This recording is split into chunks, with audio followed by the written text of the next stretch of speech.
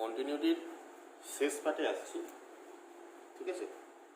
তো আগের দিন যেটা করেছিলাম কন্টিনিউটি চ্যাপ্টারে আগের দিন লাস্ট আমি বোলজানোস থিওরেম পর্যন্ত ডিসকাস করেছি, ঠিক আছে। আর যে প্রবলেমগুলো হয়নি তোমাদের সেগুলো দেখেছি। আজকে তার পর থেকে ডিসকাস করছি বাকি পার্টটা, আর প্রবলেমগুলো লাস্টে দেখে দিচ্ছি, ঠিক আছে। দেখো কীভাবে। আচ্ছা, তো বোলজানোস থিওরেমের লাস্টে যেটা আমরা করেছিলাম স্টেটমেন্ট, যে একটা ক্লোজ ইন্টারভেলে যদি একটা ফাংশন কন্টিনিউয়াস হয়, ঠিক আছে, ক্লোজ ইন্টারভেল এবিতে যদি কন্টিনিউয়াস হয়, আর এফ এ ইন্টু এফ পি এই ভ্যালু যদি লেস দেন 0 হয়, তাহলে বলছে একটা সি পাবো ওপেন লেভেল এবি থেকে, যাতে করে এফ সিটা 0। এই ছিল আমাদের বোলজানোস থিওরেম, তাই তো। আচ্ছা, এবার এর দুটো অ্যাপ্লিকেশন আছে, মানে এর অ্যাপ্লিকেশনই মেনলি এখানে আছে। সেটা হচ্ছে সেখান থেকে দুটো থিওরেম আসবে। একটা হচ্ছে ইন্টারমিডিয়েট ভ্যালু থিওরেম, একটা হচ্ছে ফিক্সড পয়েন্ট থিওরেম। দুটো খুব ইম্পর্টেন্ট, ঠিক আছে। পরীক্ষার স্টেটমেন্ট প্রমাণও আসে, আবার কখনো কখনো অঙ্কও আসে, ঠিক আছে। তবে আসে কিন্তু, ঠিক আছে। খুব ভালো করে এই দুটো থিওরেম বুঝবে। প্রথম আসছে ইন্টারমিডিয়েট ভ্যালু থিওরেম। এইটা কি বলছে? এইটা বলছে যে একটা ফাংশন এফ এক্স, সেটা কন্টিনিউয়াস কোথায়? ক্লোজ ইন্টারভ্যাল এবিতে। ক্লোজ ইন্টারভ্যাল এবিতে কন্টিনিউয়াস, ঠিক আছে। আর এ পয়েন্টে আর বি পয়েন্টে ফাংশনাল ভ্যালু দুটো নট ইকুয়াল, মানে সঙ্গে বলছে যে এফ এ আর এফ বি ইকুয়াল নয়, ঠিক আছে। তার মানে যদি ছবি আঁকি, ছবিটা কেমন হবে? এটা ছবি আঁকলে জিনিসটা এরকম দাঁড়াবে। ধরো এইটা এ পয়েন্ট, এইটা বি পয়েন্ট, এফ এ আর এফ বি ইকুয়াল নয় মানে কি? এফ এ আর এফ বির লেন্থ কখনো সমান হবে না। এইটা তোমার এফ এ ভ্যালু, এটা যদি এ হয় তাহলে এই লেন্থটা এফ এ, তার মানে এই পয়েন্টটা এফ এ আর এই পয়েন্টটা এফ বি, তাহলে এটা সমান হবে না, নট ইকুয়াল বলা আছে। তাহলে এটা কম বেশি হবে, তাহলে এখানে আছে এফ, ঠিক আছে। তাহলে এইটা হচ্ছে আমার এফ এ, এইটা হচ্ছে আমার এফ বি। এবার কি বলেছে? এবার বলছে যে যদি কন্টিনিউয়াস হয়, তাহলে বলছে এই এফ এ কন্টিনিউয়াস আর সঙ্গে এই দুটো নট ইকুয়াল, তাহলে বলছে এফ এ আর এফ বির মাঝে যত ভ্যালু আছে, মাঝে কোন ভ্যালুগুলো আছে? মাঝে দেখো এই ভ্যালুগুলো আছে, এইটা এফ এ, এইটা এফ বি, এর মাঝে সব ভ্যালু এইগুলো, তাই তো। এই মাঝে সব ভ্যালু এফ এক্স অ্যাটেন্ড করবে। F X attains every value between F A and F B. তার মানে দেখো কেন, তুমি ভালো করেই ভাবো, কারণ এখান থেকে এখানে কন্টিনিউয়াস, তাহলে কন্টিনিউয়াস মানে তোমাকে পেন না তুলে ফাংশনটা আঁকতে হবে, সে যেমনই কার্ভ হোক, তাই তো। যেমনই কার্ভ যদি হয়, তোমাকে যদি পেন না তুলে আঁকতে হয়, তাহলে তোমাকে এখান থেকে এরকম যাওয়া মানে আমি বলতে পারি প্রত্যেকটা পয়েন্টের জন্য দেখো একটা করে আমি এফ এক্স পাচ্ছি, তো পেতেই হবে, না তো কন্টিনিউয়াস হবে। তাহলে বলতে পারি সব কটা ভ্যালু, যত ভ্যালু এখানে আছে সব এফ এক্স অ্যাজিউম করছে, তাই তো। যদি এখানটা ব্রেক থাকতো, এখানটা নেই, সাপোজ কাটা আছে, তাহলে বলতে পারি এইখান থেকে এইটুকু যে এফ এক্সের ভ্যালুটা, মানে এইটুকু ভ্যালুটা, এইটুকু এফ এক্স অ্যাজিউম করছে না, কিন্তু এটা কন্টিনিউয়াস মানে সব জায়গাটাই অ্যাজিউম করবে, মানে পুরো লেন্থটাই নেবে এখানে, বুঝে গেছে। এই হচ্ছে ইন্টারমিডিয়েট ভ্যালুস স্টেটমেন্ট। এবার প্রুফটা করতে গেলে যেটা করতে হয়েছে দেখবে, এটা কনসিডার করেছি, কনসিডার দ্য ফাংশন জিএক্স, এটা কনসিডার করেছি দেখবে এফ এক্স মাইনাস কে, ঠিক আছে। যেখানে কেটা হচ্ছে এই এফ এ আর এফ বির মাঝে কোনো একটা ভ্যালু, মানে কি এফ এ আর এফ বির মাঝে কোনো একটা ভ্যালু কে, ঠিক আছে। বা কে বড় কি ছোট জানি না, তুমি এরকম লিখতে পারবে না, কিন্তু এফ এ less than K less than K লিখতে পারবে না, কারণ তুমি জানো না কে ছোট কে বড়। এফ এ ছোট হতে পারে, এফ বি ছোট হতে পারে, ঠিক আছে। সুতরাং এইভাবে লিখেছি যে কে বি এর value between F A and F B, ঠিক আছে। বেশ, এবার দেখবে কন্টিনিউয়াস আছে, তাহলে কন্টিনিউয়াস হলে কী হবে? তাহলে বিটুইন হলে কী হবে? দেখো কোনো একটা পজিটিভ, কোনো একটা, মানে আমি বলতে চাইছি যদি এফ এ আর এফ বির মাঝে কোনো ভ্যালু হয়, তাহলে এফ এ মাইনাস কে আর এফ বি মাইনাস কে, এর মধ্যে শিওর কেটা তো দুটোর মাঝে, এখন এফ এ বড় না এফ বি বড় দেখার দরকার নেই, কিন্তু যদি এফ এ আর এফ বির মাঝে হয়, তাহলে শিওর এই দুটোর গুণ যদি করো, মানে এর মধ্যে একটা নেগেটিভ একটা পজিটিভ অবশ্যই হবে। সেটা এটা গ্রেটার দেন জিরো, এটা লেস দেন জিরো হতে পারে, আবার এটা লেস দেন জিরো, এটা গ্রেটার দেন জিরো হতে পারে, তাই না? কারণ কে ভ্যালুটা মাঝে আছে। তাহলে বলতে পারি যদি এই দুটোকে আমি গুণ করি, এখানে বলতে পারি আমি যে জি এ ইন্টু জিবি, এই যে ভ্যালুটা লেস দেন জিরো, ঠিক আছে? লেস দেন জিরো মানে কি বলতে পারি, আবার জি এক্স, আবার এফ এক্স কন্টিনিউয়াস আর কে একটা কনস্ট্যান্ট ভ্যালু, তাহলে বলতে পারি দুটো বিয়োগফলটা কন্টিনিউয়াস হবে, ঠিক আছে? তাহলে আমি কি বলতে পারি, দুটো বিয়োগফলটা কন্টিনিউয়াস মানে আলটিমেটলি কী হবে, আলটিমেটলি বলতে পারবো যে এটা এটা বোলজানাস থিওরেম অ্যাপ্লাই করা যাবে। তাহলে বলতে পারি বাই বোলজানাস থিওরেম যে একটা সি পাবো, তাতে করে কী হবে, জিসিটা জিরো হবে। তো জিসি মানে কত, জিসি মানে হচ্ছে এফসি মাইনাস কে, এফসি মাইনাস কে এটা জিরো হবে, এটা মানে এফসি সি হবে, এফসিটা কে হবে, ঠিক আছে? এই হচ্ছে তোমাদের ইন্টারমিডিয়েট ভ্যালু থিওরেম, ঠিক আছে? এক্সপ্রেস।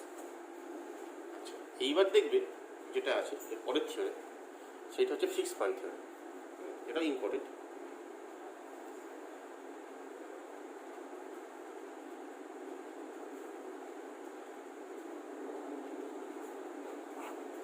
ঠিক আছে, ফিক্স পয়েন্ট থিওরেমটা যদি আমি এক্সপ্লেন করি, ব্যাপারটা কিরকম দাঁড়ায়। ফিক্স পয়েন্ট থিওরেমটা যদি আমি বলি, বলছে এফ এক্স একটা ফাংশন কন্টিনিউয়াস, কিন্তু কন্টিনিউয়াস ফাংশন কোথায়, এটা বলছে ক্লোজ ইন্টারভ্যাল এবি থেকে ক্লোজ ইন্টারভ্যাল এবিতেই ফাংশন। এই কথাটা মানে ফাংশনটা ডিফাইন কিন্তু ক্লোজ ইন্টারভ্যাল এবি থেকে ক্লোজ ইন্টারভ্যাল এবিতে, অন্য কোথাও নয় কিন্তু, মানে এবি থেকে আরে নয়, পুরো একদম ক্লোজ ইন্টারভ্যাল এবি থেকে এবিতেই ডিফাইন। তাই যদি ফাংশনটা ছবি আঁকো, ছবিটা কেমন হবে, এটা মেন কোশ্চেন, ভালো করে এখানটা বুঝবে, এটাই মেন বলার। ধরো এইটা আবার যদি এবি হয়, ঠিক আছে, তাহলে ওয়াই অ্যাক্সিসও কিন্তু ঠিক যে পজিশনে এক্স অ্যাক্সিসের উপর এবি আছে, যে লেন্থে বা যে পজিশনে এক্স অ্যাক্সিসের ওপর এবিটা আছে, মানে এবি লেন্থটা আছে, ঠিক সেই পজিশনেই ওয়াই অ্যাক্সিসও হবে, বুঝলে নাকি? কারণ এখানে এক দূরত্ব, এক্স অ্যাক্সিস ধরো এক থেকে তিন, তাহলে এখানে যেটা 1 থেকে 3, এখানে তো সেই দূরত্বে 1 থেকে 3 হয় ওয়াই অ্যাক্সিসে, তাই না? তাহলে এটা যদি এ হয় তাহলে সমস্যাটা এইটা বোঝা গেছে? তাহলে এবি থেকে এবিতে ডিফাইন মানে কি, তাহলে এবি থেকে এবি প্রশ্ন হচ্ছে এবি থেকে এবিতে মানে কোন জায়গাটা হবে, দেখো এই কমন জায়গাটা কিন্তু স্কোয়ার, হ্যাঁ পুরোপুরি,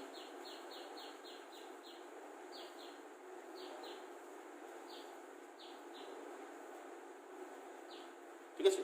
স্কোয়ার হবে, সে একটু ছোটো বড় হয়ে গেল, সেটা ম্যাটার না। এবার কি বলছে এবি থেকে এবিতে ডিফাইন, তার মানে কি এফ এর ভ্যালু ধরো সাপোজ কত একটা হবে, এফ এ যে ভ্যালুটা, এফ এর ভ্যালুটা কত হতে পারে, এইখান থেকে এর মাঝে কোনো একটা ভ্যালু নেবে, সাপোজ এইখানে নিয়েছে,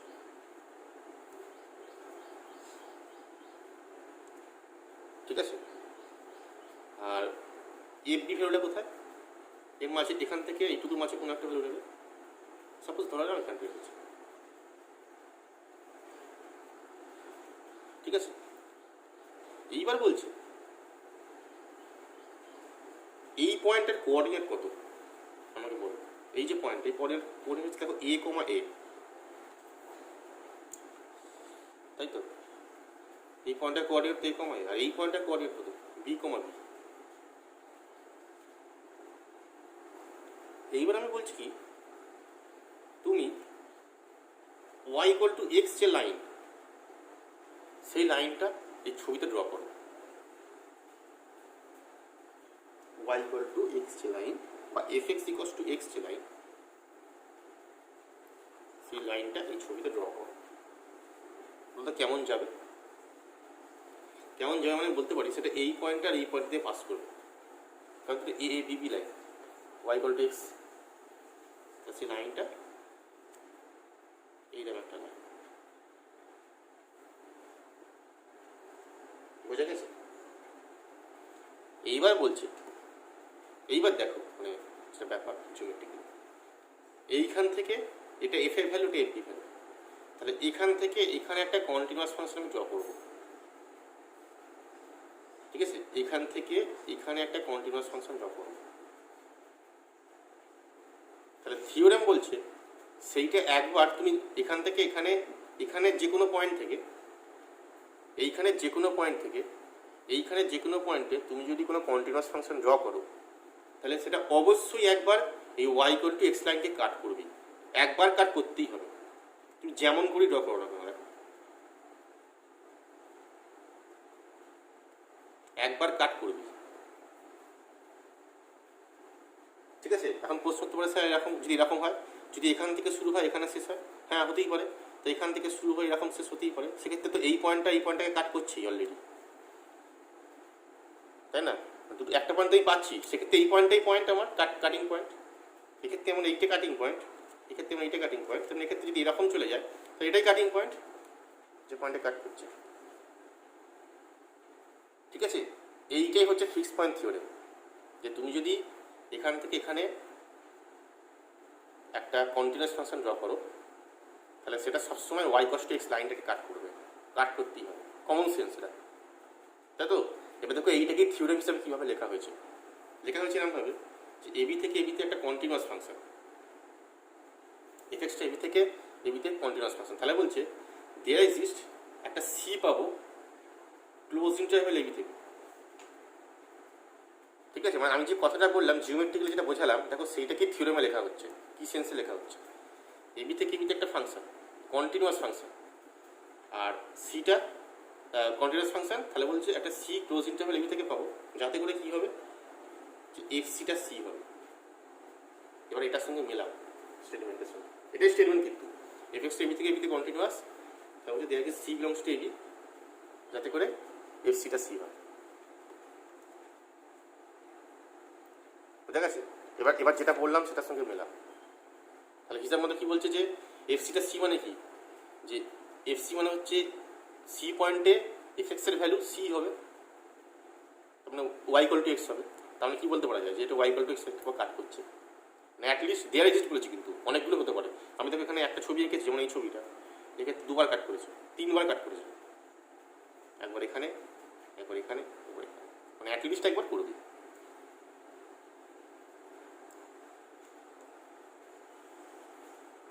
বোঝা গেছে? এবার দেখো এর প্রুফটা কী করে করা হয়েছে, প্রুফটা যেটা প্রথমে বললাম, যদি এই কেসটা তোমরা এটা যদি এরকম ভেবে থাকো যে এই যে কেসটা, এই কেসটার জন্য একটা কেস করা হয়েছে, মানে যদি শুরুতে আর শেষে গিয়ে কাট করে, তাই তো নাকি? তার মানে কি কেস ওয়ানে কী যাবে, কেস ওয়ানে যাচ্ছে যদি এফ এটা এ হয় আর এফ বিটা বি হয়। ঠিক আছে, মানে অর এটা either F equals to A or F B equals to B, তাতে F C equals to C এখানেই হয়ে যাচ্ছে, তাই তো? সুতরাং প্রমাণটা কিছু করার দরকার নেই। বোঝা যাচ্ছে?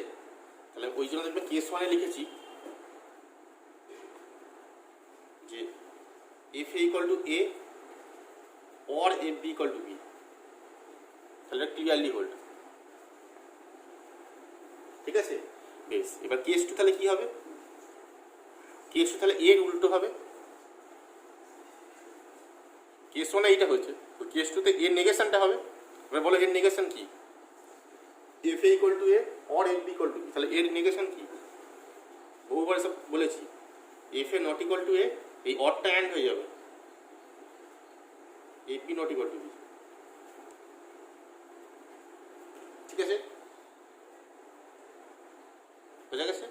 বেশ। এবার সেক্ষেত্রে যেটা তাহলে এফ এটা এ নয় মানে কি, আবার এফ এর ভ্যালুটা কার থেকে, এফ এটা কোথায় আছে, এফ এটা দেখো এবি থেকে এবিতে আছে, তাহলে বলতে পারি এফ এর ভ্যালু এ থেকে বি এর মধ্যেই থাকবে। তাহলে এফ এটা এ নয় মানে এফ এটা কার মধ্যে থাকবে, এফ এটা এফ বি, এফ এ থেকে এফ এটা তাহলে এ থেকে বি এর মধ্যে থাকবে, কিন্তু এফ এটা তো এ নেবে না, তাহলে এইখানটা ইকুয়াল হতে পারে, আর এফ বিটা বি নেবে না, তাহলে কী হবে, এইরকম হতে পারে, কারণ ফাংশনটা এবি থেকে এবিতে। ঠিক আছে, এইবারে এই ক্ষেত্রে এটা করা হবে কনসিডার দ্য ফাংশন, সেটা হচ্ছে G X equal to F X minus X consider করা। ঠিক আছে, কনসিডার করলে, কারণ F C equal to C যেহেতু, সেই জন্য এফ এক্সটা জি এক্সটা F X minus X consider করা হচ্ছে। ঠিক আছে, কনসিডার করে কী করা হয়েছে, তারপরে এখানে জি এ ইন্টু জিবি করা হয়েছে। জি এ ইন্টু জিবি কত, যদি আমি করি, এটা হচ্ছে F of A minus A F of B minus B. এবার দেখো এইটা কত, এফ এ মাইনাস এ দেখো পজিটিভ, এটা গ্রেটার দেন জিরো, আর F B minus B less than zero, তাহলে কিন্তু পুরোটা লেস দেন জিরো। ঠিক আছে, তাহলে বোঝা যাচ্ছে দাঁড়ানো যাবে। তাহলে একটা কী বলতে পারি, তাই C belongs to open close interval, open interval এখানে ওপেন হয়ে যাবে, কারণ এখানে তো এটা এই পয়েন্টের এই কেসে তো বাদ চলে গেছে, তাহলে এখানে কিন্তু ওপেন হবে। Open interval A B such that কী হবে, এফ সিটা সি হবে। ঠিক আছে, তাহলে এই কেসে ওপেন ইন্টারভেল, এই কেসে C belongs to open interval A B, আর এই কেসে এ আর বি পয়েন্টে নিয়ে নিয়েছে। তাহলে এই কেস 1 and 2 থেকে একসঙ্গে বলতে পারি কি, যে C belongs to close interval AB, মানে এইখানে ওপেন আর এইখানে এবি, তাহলে পুরোটা দুটো মিলিয়ে ক্লোজ হয়ে গেল, সাজ দ্যাট এফ সিটা সি হবে। বুঝা গেল? এই হচ্ছে প্রমাণের স্ট্রাকচার। প্রমাণটা দেখবে আমি তোমাদের নোটে এইভাবে করেছি, খুব যেটা বললাম সেইভাবে প্রমাণটা করা আছে। তবে এই প্রমাণটা কিন্তু খুব ইম্পর্টেন্ট পরীক্ষার জন্য। ঠিক আছে, এবং কাজও কিন্তু অনেক আছে, পরীক্ষা কিন্তু অঙ্ক এসেছে। ঠিক আছে, বেশ, এইটা গেল ইম্পর্টেন্ট দুটো প্রমাণ। একটা হচ্ছে ইন্টারমিডিয়েট ভ্যালু প্রপার্টি, একটা হচ্ছে ফিক্সড পয়েন্ট প্রপার্টি। ঠিক আছে, বেশ, এইবার দেখো পরের থিওরেম, এটাও খুব ইম্পর্টেন্ট। সেটা হচ্ছে যে প্রথম যেটা, যে এফ কন্টিনিউয়াস, কোথায়, ক্লোজ ইন্টারভেলে কন্টিনিউয়াস, একটা ক্লোজ ইন্টারভেলে ফাংশন কন্টিনিউয়াস। ঠিক আছে, একটা ফাংশন যদি ক্লোজ ইন্টারভেলে কন্টিনিউয়াস হয়, তাহলে সেটা ওইখানে বাউন্ডেড হবে। ঠিক আছে, এটা হচ্ছে থিওরেম। ক্লোজ ইন্টারভেলে ফাংশন কন্টিনিউয়াস মানে সেই ফাংশনটা বাউন্ডেড। ফাংশন বাউন্ডেড, এবার ফাংশন বাউন্ডেড হলে কি হয়, একটা ফাংশন বাউন্ডেড, কোনো একটা ইন্টারভেল একটা ফাংশন বাউন্ডেড, একটা সিকোয়েন্স বাউন্ডেড। তোমরা সিকোয়েন্সের আইডিয়া পড়েছো তো তোমরা সিকোয়েন্সের আইডিয়া দিয়ে যদি আমি তোকে জিজ্ঞেস করি যে সিকোয়েন্স যদি একটা সিকোয়েন্স যদি বাউন্ডেড হয় তাহলে কি হয়, একটা সিকোয়েন্স বাউন্ডেড তার মানে, সিকোয়েন্সটা বাউন্ডেড মানে তার সুপ্রিমাম আর ইনফিমামটা এক্সিস্ট করে, তাই তো নাকি? তাহলে একইভাবে ফাংশনেরও সুপ্রিমাম ইনফিমাম এই ইন্টারভেল এক্সিস্ট করতে পারে, এক্সিস্ট করবে। তার মানে বলতে পারি ফাংশনটা কন্টিনিউয়াস মানে bounded and attains is bound. তার মানে কি বলতে পারি, যে সুপ অফ এফ এক্স, যেখানে এক্সটা কোথায় আছে, ক্লোজ ইন্টারভেল এবিতে আছে, এইটা এক্সিস্ট করবে। ঠিক আছে, এবং এক্সিস্ট করলে সেটা কেমন হবে, সেটা কোনো একটা এফ আলফা ভ্যালু দেখতে হবে, কারণ কন্টিনিউয়াস তো।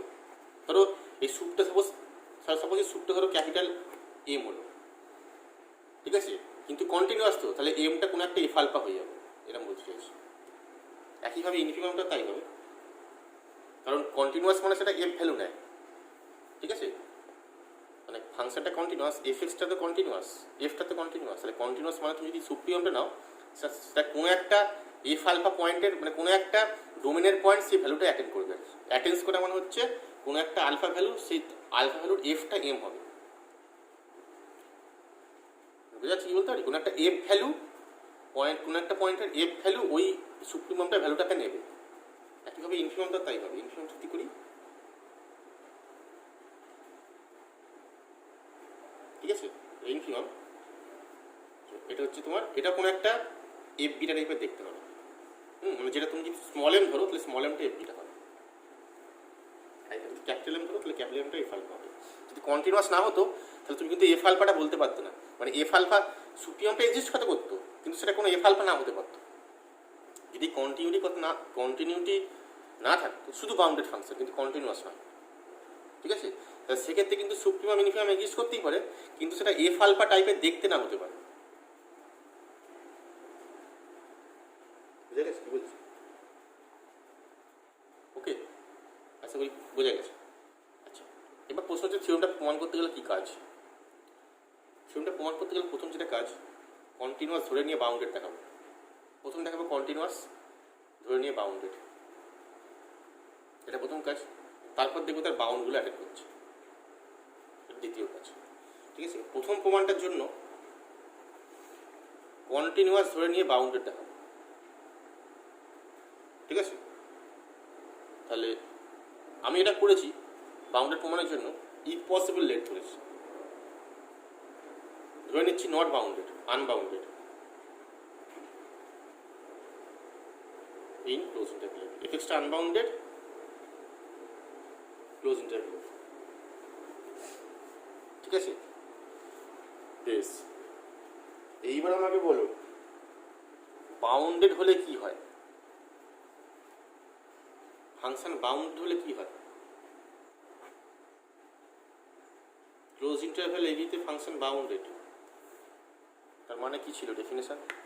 তার মানে এরকম ছিল যে for all x belongs to close interval a b f এক্সটা কে এর থেকে ছোট, এটা ছিল। তাহলে বাউন্ডেড নয় মানে কি? বাউন্ডেড নয় মানে কি হবে? বাউন্ডেড নয় মানে বলতে পারি যে there exist x belongs to AB, এমন একটা এক্স আমি এবি থেকে পেয়ে যাব যাতে করে কি হবে যে তার যদি এফ এক্স করি সেটা কে এর থেকে বড় হবে, ঠিক আছে? মানে for all K greater than 0, তুমি যাই কেউ না তার থেকে বড় হবে, তাই তো? মানে এখানে for all x belongs to AB এই কেটে কিন্তু দেয়ার এক্সিস্ট কে ছিল যে এটা 2-এর থেকে সব এফএক্সের ভ্যালুগুলো 2-এর থেকে ছোট, কি সব এফএক্সের ভ্যালুগুলো 3-এর থেকে ছোট, এরকম কিছু ছিল কেটা, তাই তো? কিন্তু নয় বাউন্ডেড নয় মানে কি? আনবাউন্ডেড তো, সুতরাং তুমি যেমন পজিটিভ যা খুশি পজিটিভ রিয়েল নাম্বার নাও তার থেকে এফএক্সটা বড়।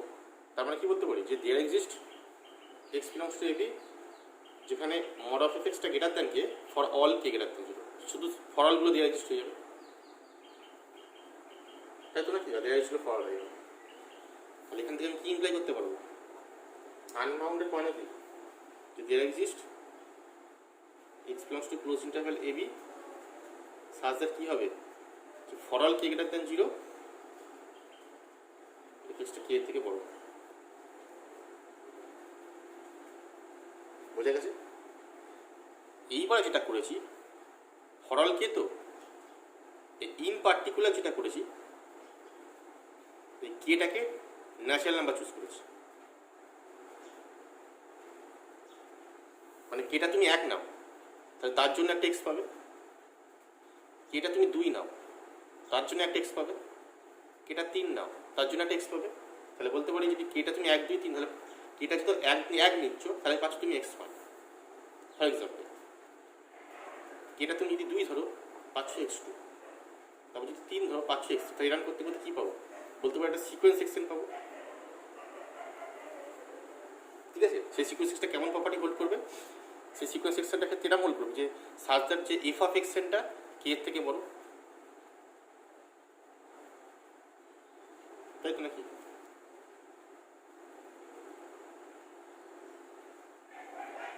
বোঝা গেছে? এফ এক্সেনটা কে এর থেকে বড় হবে, বেশ। তাহলে এই হলো। এবার দেখো এই যে x1 x2 xn এর টার্মটা এইগুলো কোথা থেকে? এগুলো তো এবি থেকে আছে, x1 x2 xn তো এবি থেকে, তাই তো? তাহলে ভাবো এইগুলো যে আমি এবি থেকে নিচ্ছি, এই যে x1 x2 xn গুলো এবি থেকে নিচ্ছি, তাহলে আমি বলতে পারি এই সিকোয়েন্স সেকশনটা সম্পর্কে কি বলতে পারবো যে সিকোয়েন্স সেকশন অবশ্যই বাউন্ডেড হবে। কেন? কারণ xn এর কোনো ভ্যালু এবির বাইরে যাবে না, তাই তো? তাহলে বাউন্ডেড হবে, বেশ। তাহলে সিকোয়েন্স সেকশনটা বাউন্ডেড হলো। এবার যদি সিকোয়েন্স বাউন্ডেড হয় তাহলে কি থাকে? সিকোয়েন্স বাউন্ডেড থেকে বোলজানো ওয়েস্টার্স প্রপার্টি কি বলছে?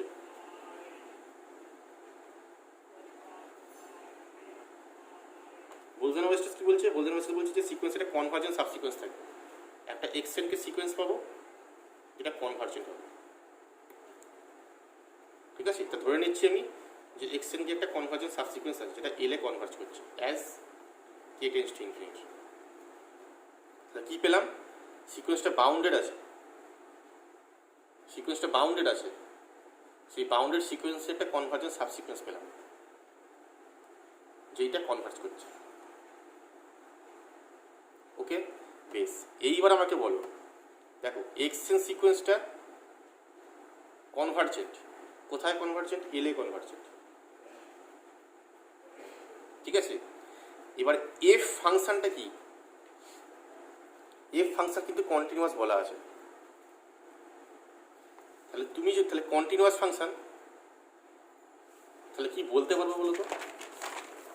তাহলে আমার হাতে আমি পেয়েছি যে x n K convergent as an tends two K tends to infinity. তাহলে যদি কনভার্জেন্ট সিকোয়েন্স হয় তাহলে সিকোয়েন্সিয়াল ক্রাইটেরিয়া অফ কন্টিনিউটি কি বলছে? তুমি যদি এর এফ করো সেটা কনভার্জেন্ট হতে হবে। কোথায় যাবে? এফ এলে যেতে হবে, তাই তো নাকি?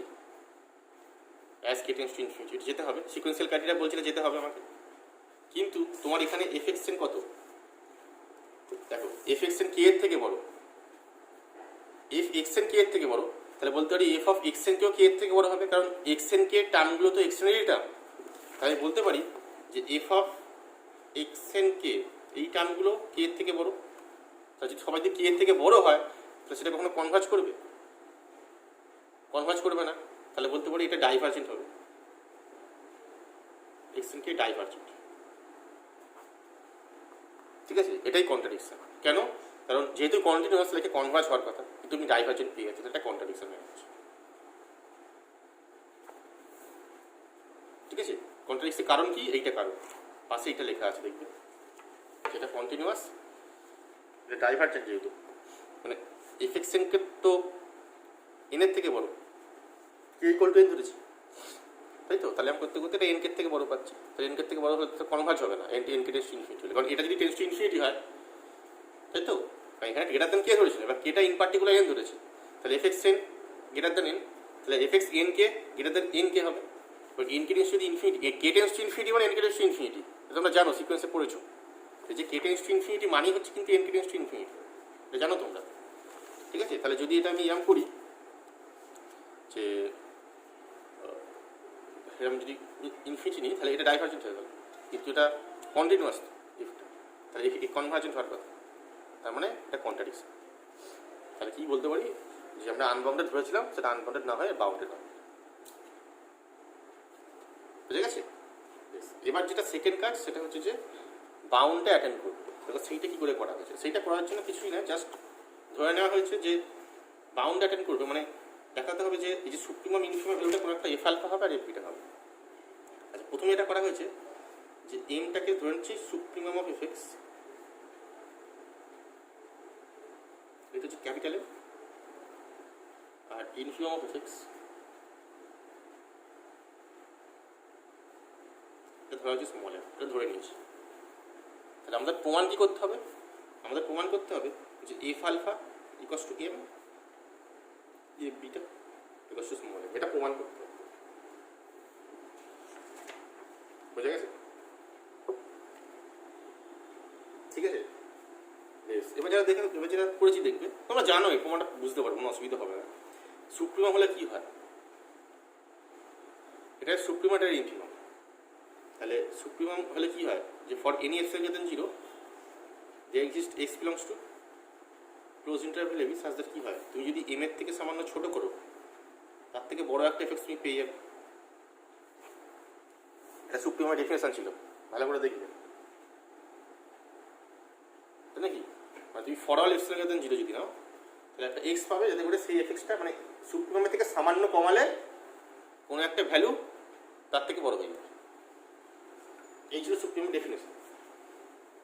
ঠিক আছে, এবার ইন পার্টিকুলার কী করেছি? এই এপসিলনটাকে 1/n ধরেছি। তাহলে ইন পার্টিকুলার যদি 1/n ধরি, যেখানে এনটা ন্যাচারাল নাম্বারে আছে, তাহলে তুমি এনটা 1 এর জন্য একটা এক্স পাবে, 2 এর জন্য এক্স পাবে, 3 এর জন্য এক্স পাবে। তাহলে একইভাবে বলতে পারি সিকোয়েন্স এক্সেন পাবে। ঠিক আছে, যাতে করে সিকোয়েন্স এক্সেনটা কী প্রপার্টি হোল্ড করবে? সাজ দ্যাট কী হবে? যে capital M minus 1/n, epsilon থেকে 1/n বসে গেল, লেস দ্যান এফ অফ এক্সেন হয়ে যাবে, লেস ইকুয়ালস টু এফ হবে। এইটা হোল্ড করবে।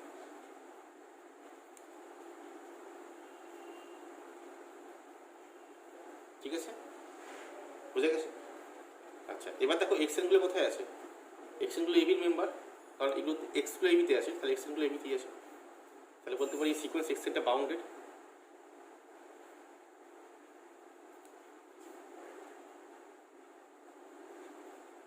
ঠিক আছে, তাহলে বাউন্ডেড হলে কী হবে? একইভাবে বোলজানোস ওয়েস্টার্স থিওরেম কি বলছে, যেখান থেকে একটা কনভার্জেন্স সাবসিকোয়েন্স আছে এক্সএনকে, যেটা কনভার্জ করবে, ধরো আলফাতে কনভার্জ করছে suppose as K tends to infinity, ঠিক আছে। তো যেটা কনভার্জেন্ট হয় তাহলে এর এফ করলে কত হবে, যে এফ এক্সএন কেটা কত হবে, এটা এফ আলফায় কনভার্জ করবে, কেন, এফটা কন্টিনিউয়াস বাই সিকোয়েন্সিয়াল ক্রাইটেরিয়া।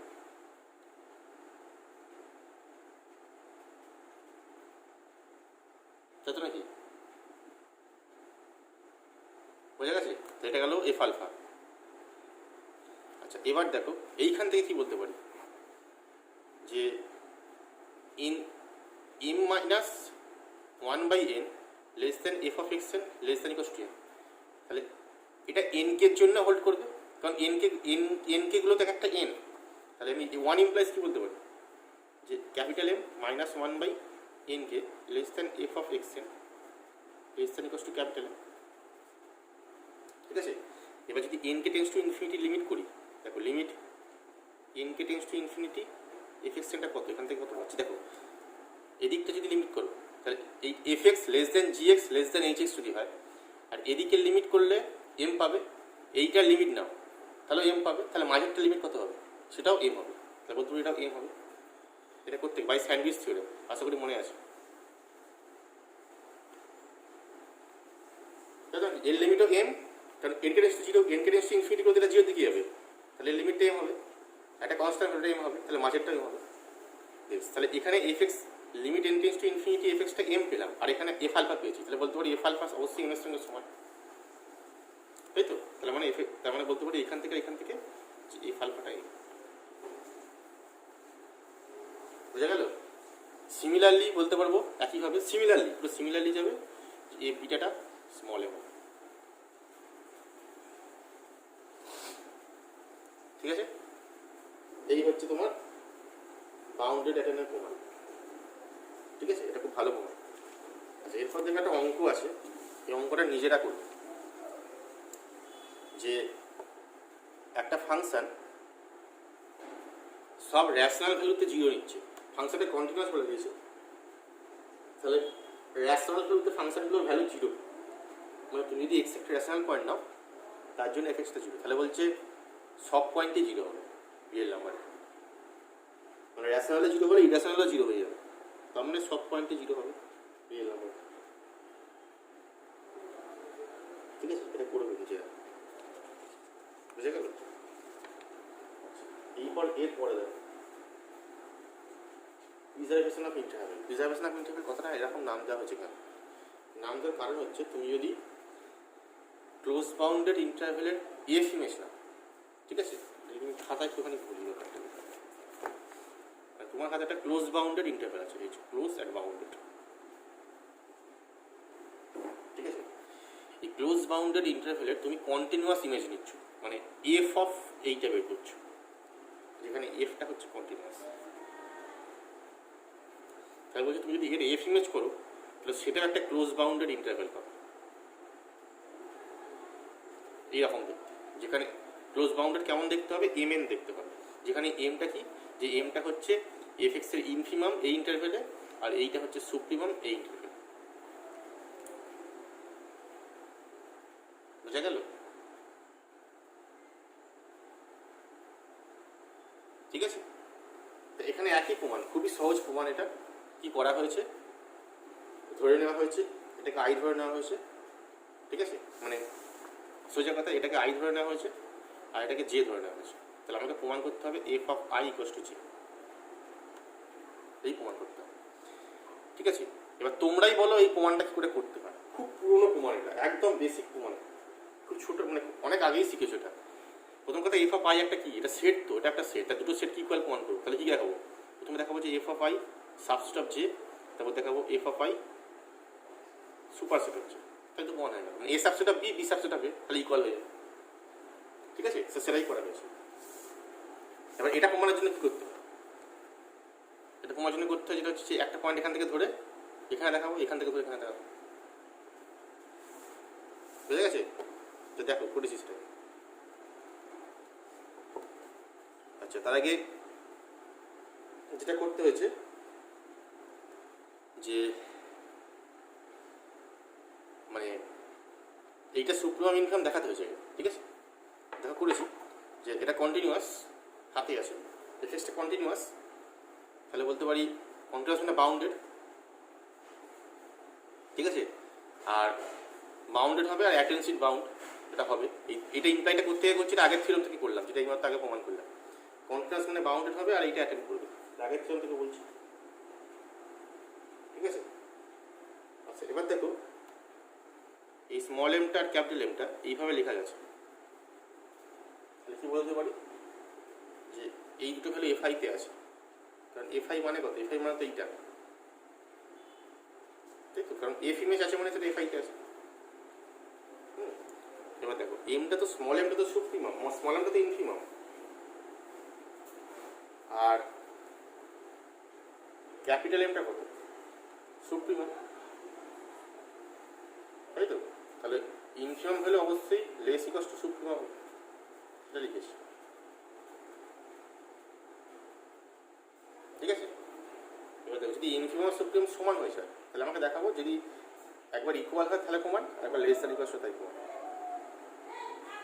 ঠিক আছে।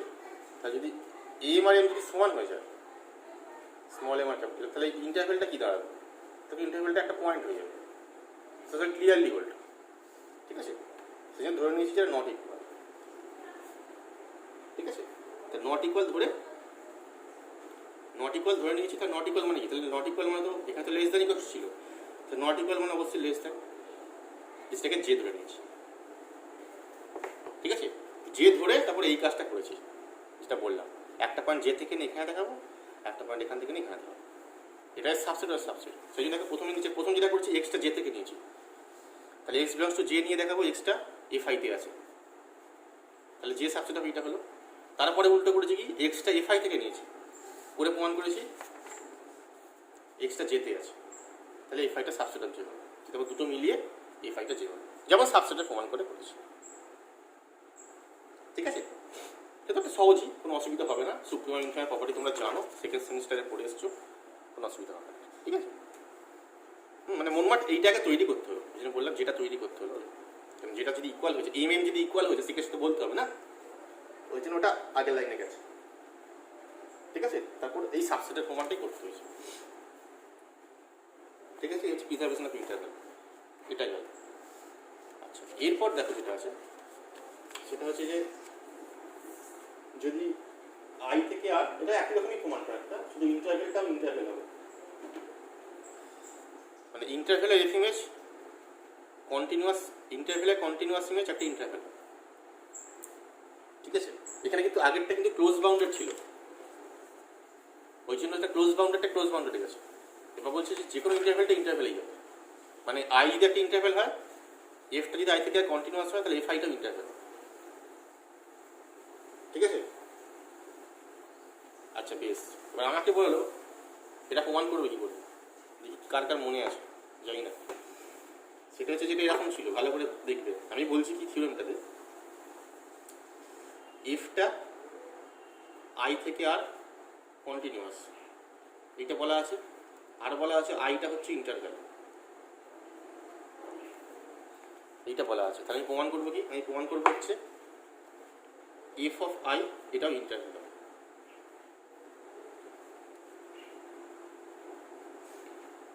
তাহলে প্রমাণের কাজ কি, প্রমাণের কাজ হচ্ছে এফ অফ আই ইন্টারভেল প্রমাণ করা, ঠিক আছে। এখন প্রশ্ন, এফ অফ আই একটা সেট, তো তাহলে সেটকে কি করলে ইন্টারভেল প্রমাণ হয়, এটা রিঅ্যানালাইসিস প্রথম চ্যাপ্টারে ছিল কিন্তু সেমিস্টার 2-তে, একটা সেটকে ইন্টারভেল কখন বলা হয় সেটাই প্রমাণ করতে হবে। সেটকে ইন্টারভেল কখন বলা হবে, সেটকে এরকম ছিল, দেখবে যে একটা সেট এস, তাকে ইন্টারভেল বলা হবে যদি আমি যে কোনো দুটো পয়েন্ট এস থেকে নিই, একটা সি পাবো এস থেকে, যাতে করে a less than c less than b হবে, এরকম ছিল। আশা করি মনে আছে, এটা প্রত্যেকের মনে থাকার কথা। একটা সেটকে ইন্টারভেল বলা হবে যদি দুটো পয়েন্ট সেট থেকে নিই, তাহলে দেয়ার যে সি বিলংস টু এস পাবো ওই পয়েন্ট, ওই সেট থেকে, যাতে করে এটা সিটা মাঝে ঢুকে পড়বে, মানে দুটো পয়েন্ট নিলে তার মাঝে একটা পয়েন্ট ঢুকে পড়বে, তাকে ইন্টারভেল বলা হয়, তাই তো। তাহলে কী দেখাবো এখানে, এখানে দেখাবো এফ আইটা ইন্টারভেল, তাহলে দুটো পয়েন্ট এফ আই থেকে নেবো, কি দেখাবো যে একটা সি পাচ্ছি কোথা থেকে সি পাচ্ছি এই সেট থেকেই পাবো এফআই থেকে, যাতে করে a less than c less than b হয়, তাহলে ইন্টারভ্যাল প্রমাণ হয়ে যাবে। তাই তো দেখো সেটাই করেছি। শুধু টেকনিকগুলো মনে রাখতে হবে, কি টেকনিকে গেছে সব পূর্ণ জিনিস। দেখো দুটো পয়েন্ট নিয়েছি, দুটো পয়েন্ট নিয়ে কন্টিনিউয়াসিটা কাজে লাগিয়েছি, কাজে লাগিয়ে দেখো সিটাকে যে সি পেয়েছি যেটা এ থেকে বি এর মধ্যে আছে, তার মানে এফআইটা ইন্টারভ্যাল, মাঝখানে কন্টিনিউয়াসিটা কাজে লেগেছে। ঠিক আছে, কীভাবে কাজে লেগেছে তো বলেই দিই বরং। এবিটা এফআই থেকে নিয়েছি, তাহলে এবিটা এফআই থেকে নিয়ে তার এফ ইমেজ থাকবে, এফ আলফা হবে, এফ বিটা হবে, এবিটা কারণ এফ মতো হবে তো। এবার কন্টিনিউয়াস মানে কি, তাহলে আয়তে কন্টিনিউয়াস মানে এখানেও কন্টিনিউয়াস, কারণ সাব ইন্টারভ্যাল তো এটা, তাই তো আলফাটা তো আয়ের সাব ইন্টারভ্যাল, তাহলে এখানেও কন্টিনিউয়াস হবে। ঠিক আছে, এবারে সি একটা পয়েন্ট ওপেন ডিগ্রি থেকে নেওয়া আছে।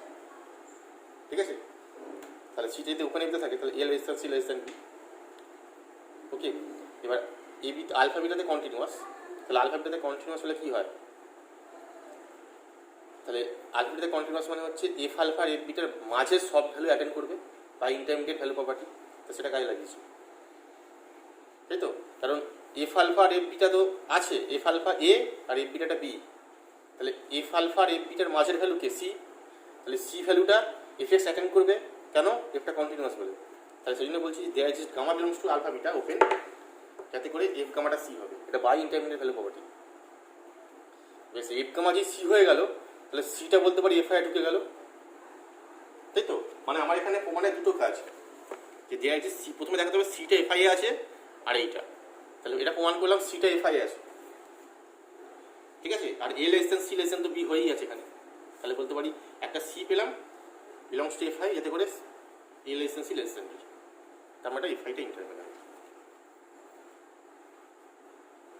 বুঝে গেছে? বেশ, এইবারে দেখো যে প্রমাণটা আছে এইটা কিন্তু পরীক্ষা আছে, চলো এটা খুব ইম্পর্টেন্ট একটা প্রমাণ, যে কন্টিনিউটির সঙ্গে মনোটন ফাংশনের সম্পর্ক। ঠিক আছে, কন্টিনিউটি আর মনোটন ফাংশনের মধ্যে সম্পর্ক, এটা কিন্তু অনেকবার পরীক্ষা এসেছে। কি বলছে, যে আমি বলছি এটা একটা ইন্টারমিডিয়েটের সঙ্গে মিল আছে। ইন্টারমিডিয়েট কি বলছিল, ইন্টারমিডিয়েট বলছিল ফাংশন কন্টিনিউয়াস মানে এফ আর এফ বির মাঝে সব ভ্যালু অ্যাটেন্ড করবে।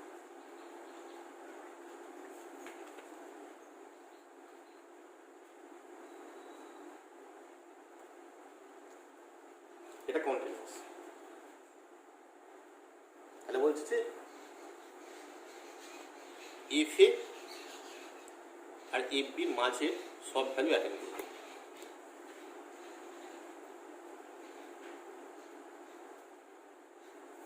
তাই তো নাকি, তার জন্য ছবি কিরম এঁকেছিলাম, এরকম ছিল, এটা যদি এফ এ হয়, এটা যদি এফ বি হয়, তাহলে এফ এ ভ্যালু আর এফ বি ভ্যালু, যেহেতু এফ আর এফ বি ভ্যালু, তাহলে যেমনই হোক এটা সব কটা ভ্যালুকে অ্যাটেন্ড করবে। তাই তো নাকি, একদম পরিষ্কার, আগেই বলেছি। কিন্তু লক্ষ্য করে দেখো ফাংশন, আমি যে ছবিটা এক্সাক্ট ছবিটা এঁকেছি, এটা দেখো এইটা একটা তো এফ এ ভ্যালু, কারণ এইটা একটা তো ওয়াই ভ্যালু, এফ আর এফ বির মাঝে, এটা তো এফ এ আর এটা এফ বি। দেখো এই ভ্যালুটা দুটো পয়েন্টে নিয়েছে, একটা এই পয়েন্টে নিয়েছে আর একটা এই পয়েন্টে নিয়েছে, তিনটে পয়েন্টে নিয়েছে, এখানেও নিয়েছে। তাই তো, সেই জন্য দেয়ার ইজ ছিল। এইবার বলছে এই থিওরেমে আমি এইটাকে মোনোটন ফাংশন করে দিচ্ছি। এই ফাংশনটা মোনোটন, মোনোটন নয় তো, কমেছে বেড়েছে তো, মানে মোনোটন করে দিচ্ছি, মানে আমি এটাকে পুরো ইরাম করে দিচ্ছি। এটা আমার এফ এ আছে, এইটা এফ বি আছে, মানে একদম স্ট্রিক্টলি মোনোটন করে দিচ্ছি। সেটা মোনোটন ইনক্রিজিং হতে পারে, ডিক্রিজিং হতে পারে। তাহলে বলছে এই যে এফ এ আর এফ বি এর মধ্যে যে ভ্যালুটা আছে, যত ভ্যালু আছে, এইটা একবারই অ্যাটেন্ড করবে। তাহলে পরে ভেবে দেখো ছবি অনুযায়ী তাই হচ্ছে, এফ আর এফ বির মাঝে যতগুলো ভ্যালু আছে সেটা একবারই অ্যাটেন্ড করবে। তাই তো নাকি, যদি এরকম অসিলেট না করে এরকম, তাহলে তো একবারই করেছি, এটা সোজা যেত এরকম, তাহলে কী হতো? তাহলে এটা একবারই নিত সব ভ্যালু, দুবার নিত না, তাই না? তো সেটাই থিওরেম। ভালো করে দেখা করছি থিওরেম বলছে, যেটা বললাম এটাই theorem. F x B continuous in A B and assume each value between F and F B, value সব নিচ্ছে জাস্ট ওয়ান্স, মানে একবারই নিচ্ছে। তাহলে বলছে দেন এটা স্ট্রিক্টলি মোনোটোন, মানে যেটা বললাম সব ভ্যালু যদি একবার নেয় তাহলে স্ট্রিক্টলি মোনোটোন। ঠিক আছে, মানে যদি স্ট্রিক্টলি মোনোটোন হয় একবার অ্যাটেন্ড করবে, একবার নিলে স্ট্রিক্টলি মোনোটোন হবে, এরকম ব্যাপারটা দুটোই হবে। ঠিক আছে, দেখো এখানে সেটা লিখছি যে F x is continuous in AB, আর এফ আর এফ বির মাঝে সব ভ্যালুকে একবারই অ্যাটেন্ড করছে, ঠিক আমার ছবিটার মধ্যে। ঠিক আছে, তাহলে বলছে যে এটা স্ট্রিক্টলি মোনোটোন ফাংশন হতেই হবে। ছবি দেখেই বোঝা যাচ্ছে স্ট্রিক্টলি মোনোটোন হবে, সেটা মোটর ডিক্রিজিং হতে পারে, ইনক্রিজিং হতে পারে, এরকম হলে হবে, এটা ডিক্রিজিং হলে হবে, একবার অ্যাটেন্ড করেছে। ঠিক আছে, সেটাই প্রমাণ করেছে। সেটা প্রমাণ করতে গিয়ে কিরাম করা হয়েছে যে দেখো এখানে এফ আর এফ তো সমান হবে না, কারণ এর মাঝের ভ্যালু তো F F B clearly not equal two. ঠিক আছে, কারণ ক্লিয়ারলি যদি এফ এফ বি ইকুয়াল হয়ে যায়, এফ এফ বি ইকুয়াল হলে কী হবে, যে এফ আর এফ বি ইকুয়াল তাহলে কনস্ট্যান্ট ফাংশন, তো সেক্ষেত্রে তো অ্যাটেন্ড করবে, এরকম সমান হয়ে যাবে এফ আর এফ বি।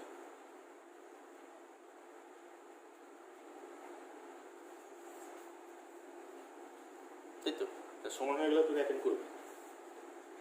ঠিক আছে, ওই জন্য ধরে নেওয়া হয়েছে যে এফ এটা এফ বি থেকে ছোট।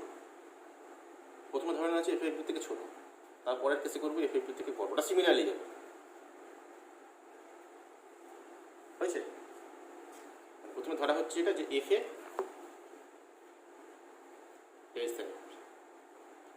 এবার করছি যেটা আলফা পয়েন্ট নিচ্ছি, যেটা ওপেন ইন্টারভ্যাল এমতে আসে, তাহলে এই এফ আলফাটা কত হবে? দেখো এফ আলফাটা 3টে কেস হতে পারে, এটা কেন দেখো ভালো করে ভেবে বুঝবে। ধরো এইটা আমার এফ এ আছে, আর এইটা আমার এফ বি আছে।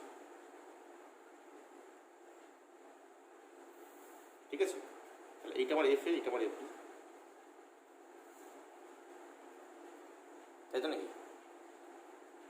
আমি দেখো 3টে কেস ছবিও এঁকেছি। দেখো এটা যদি, তাহলে এইটা আমার এ, মানে এটা আমার আলফা বা এ আছে, এটা আমার এ, এটা আমার বি। এবার যে আলফা ভ্যালুটা নেবে, তো এটা আলফা পয়েন্ট, তাহলে আলফা পয়েন্টের ভ্যালুটা এটা যদি এফ এ হয়, এটা যদি এফ বি হয়, দেখো আলফা পয়েন্টের ফাংশনের ভ্যালুটা তো এখানে হতে পারে, মানে এরকম ধরো কার্ভ আছে, তাহলে এইটা আমার এফ আলফা। তাহলে এক্ষেত্রে কী বলতে পারি, এইটা এফ আলফা আমার, তাহলে এক্ষেত্রে বলতে পারি এফ এ লেস দ্যান এফ বি তো আছে, তার থেকেও এফ আলফা ছোট, এইটা একটা কেস। আচ্ছা, 2 নম্বর কেস হচ্ছে যেটা, যে এটা উপরে চলে গেল, এরকম গিয়ে এরকম আছে, মানে মাঝে এফ এর এফ বির মাঝের, এইখানে এফ আলফা। তাহলে এখানে কী হবে, যে এফ এ less than F alpha less than F B, এই একটা কেস। আর একটা হচ্ছে এর ওপরে, মানে সবার ওপরে এরকম কিছু ফাংশন আছে। ঠিক আছে, এরকম জায়গাতে মানে এফ এর থেকে এফ বি ছোটো, তার থেকে এফ আলফা ছোটো, তাহলে বলতে পারি এফ এ less than F B less than F alpha. ঠিক আছে, তাহলে কেস 1, কেস 2, কেস 3, 3টে কেস প্রমাণটা করতে হবে। ঠিক আছে, তাকে 3টে কেস প্রমাণ করেছি। প্রথমে কেস 1 নিয়েছি। ঠিক আছে, কেস 3 প্রমাণটা ভেতরে হলে এটা হয়ে যাবে, কিন্তু বাইরে হলে সমস্যাটা হবে। ঠিক আছে, মানে ভেতরে হলে এটা ক্লিয়ারলি ট্রু হয়ে যাবে, মানে এই কেসের জন্য প্রমাণটা ক্লিয়ারলি, কিন্তু এই কেসটাতে কারণ ভেতরে ভ্যালুতে এটা যদি দূরে চলে যায়, মানে এই কেসটা আর এই কেসটা মেনলি করতে হবে। ঠিক আছে, দেখো সেটা করেছি কীভাবে, তা ধরে নিচ্ছি যে এটা বাইরে আছে। প্রথম কেসটা আমি এই কেসটা করছি প্রথমে, এই বড় কেসটা। বড় কেসের জন্য কী দেবো, এফ এ less than F B less than F alpha যদি হয়, তাহলে এফটা কন্টিনিউয়াস এফ এ বিতে, তাহলে এ বিতে কন্টিনিউয়াস মানে এফ এ আলফাতেও কন্টিনিউয়াস, কারণ এই আলফাটা ছোটো তো এটা, ঠিক আছে। তাহলে এই আলফাতে কন্টিনিউয়াস হলে কী হবে, কন্টিনিউয়াসের প্রপার্টি হলে ইন্টারমিডিয়েট ভ্যালু লাগানো যাবে, ঠিক আছে। মানে আমরা করছি এটা, আমি এটা করবো সোজা কথা, যে এই কেস, এই তিনটে তো কেস হতে পারে, তুমি যদি এটা নাও তিনটে কেস তো হতে পারে, তাহলে আমাকে দেখাতে হবে যে এই কেসটা যদি ধরি, এই কেসটা কন্ট্রাডিকশন আসবে, এই কেসটা কন্ট্রাডিকশন আসবে, আমাকে প্রমাণ করতে হবে এই কেসটা, মানে এটা ঘটবে আর কি, ঠিক আছে। মানে এই এফ আলফা ভ্যালুটা, তুমি যদি এফ আলফা ভ্যালুটা নাও, এই এফ আলফা ভ্যালুটা সবসময় এই এফ এর এবির মাঝেই থাকতে হবে, এইখানেও যেতে পারবে না, এখানেও যেতে পারবে না যদি একবার অ্যাটেন্ড করে। কারণ দেখো এবার এখানে যদি যায় তাহলে দুবার অ্যাটেন্ড করে যাচ্ছে, এখানে একবার অ্যাটেন্ড করছে, এখানে একবার অ্যাটেন্ড করছে, আর যদি উপরে চলে যায় তাহলে এখানে একবার অ্যাটেন্ড করছে, এখানে একবার অ্যাটেন্ড করছে, দুবার অ্যাটেন্ড করে যাচ্ছে, সেটা দুবার অ্যাটেন্ড করা যাবে না, তাই তো। সেটাই আমি থিওরিতে প্রমাণ করছি, যে যদি একবারই অ্যাটেন্ড করতে হয় তাহলে আমাকে এই এফ এর এবির মাঝে থাকতে হবে। এখন এফ এ এবির মাঝে থাকতে গিয়ে তো তিনটে কেস আসছে, এই কেসটা আসছে, এই কেসটা আসছে, এই কেসটা আসছে, দেখা যাচ্ছে এই কেসটা রং কেস, এই কেসটা রং কেস, শুধু এই কেসটাই করবে, ঠিক আছে। তো দেখো প্রথমে এটা করেছি যে F A F B less than F alpha, সেটা করতে গিয়ে দেখো ইন্টারমিডিয়েট প্রপার্টিতে দুটো সমান হয়ে গেছে, মানে দুটো পয়েন্ট অ্যাটেন্ড করে গেছে, একইভাবে দুটো পয়েন্ট অ্যাটেন্ড করে গেছে, এটা হবে না, কারণ একবার অ্যাটেন্ড করতে বলেছে, যেটা বললাম ছবিতে দেখো না, ছবিতে কী বলছে, তুমি যদি এইটা এফ আলফা হয় তাহলে এই ভ্যালুতে একবার অ্যাটেন্ড করছে, আবার এই ভ্যালুতে অ্যাটেন্ড করছে, এটা কন্ট্রাডিকশন। আর যদি উপরে চলে যায় তাহলে একবার এখানে অ্যাটেন্ড করছে, একবার এখানে অ্যাটেন্ড করছে, এটা কন্ট্রাডিকশন।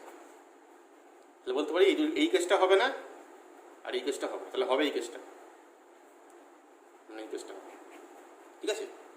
ছবি দেখে, মানে ছবি ওয়াইজ আমি বললাম এটা, এবার থিওরেমে দেখো এটাই করেছি, এখানে কন্ট্রাডিকশন।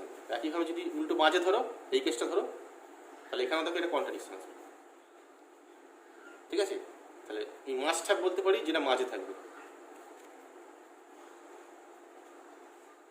বোঝা গেছে।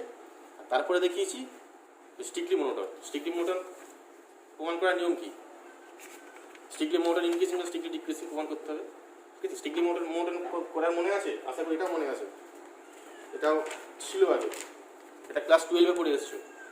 স্ট্রিক্টলি মোনোটোন প্রমাণের নিয়ম কি ছিল,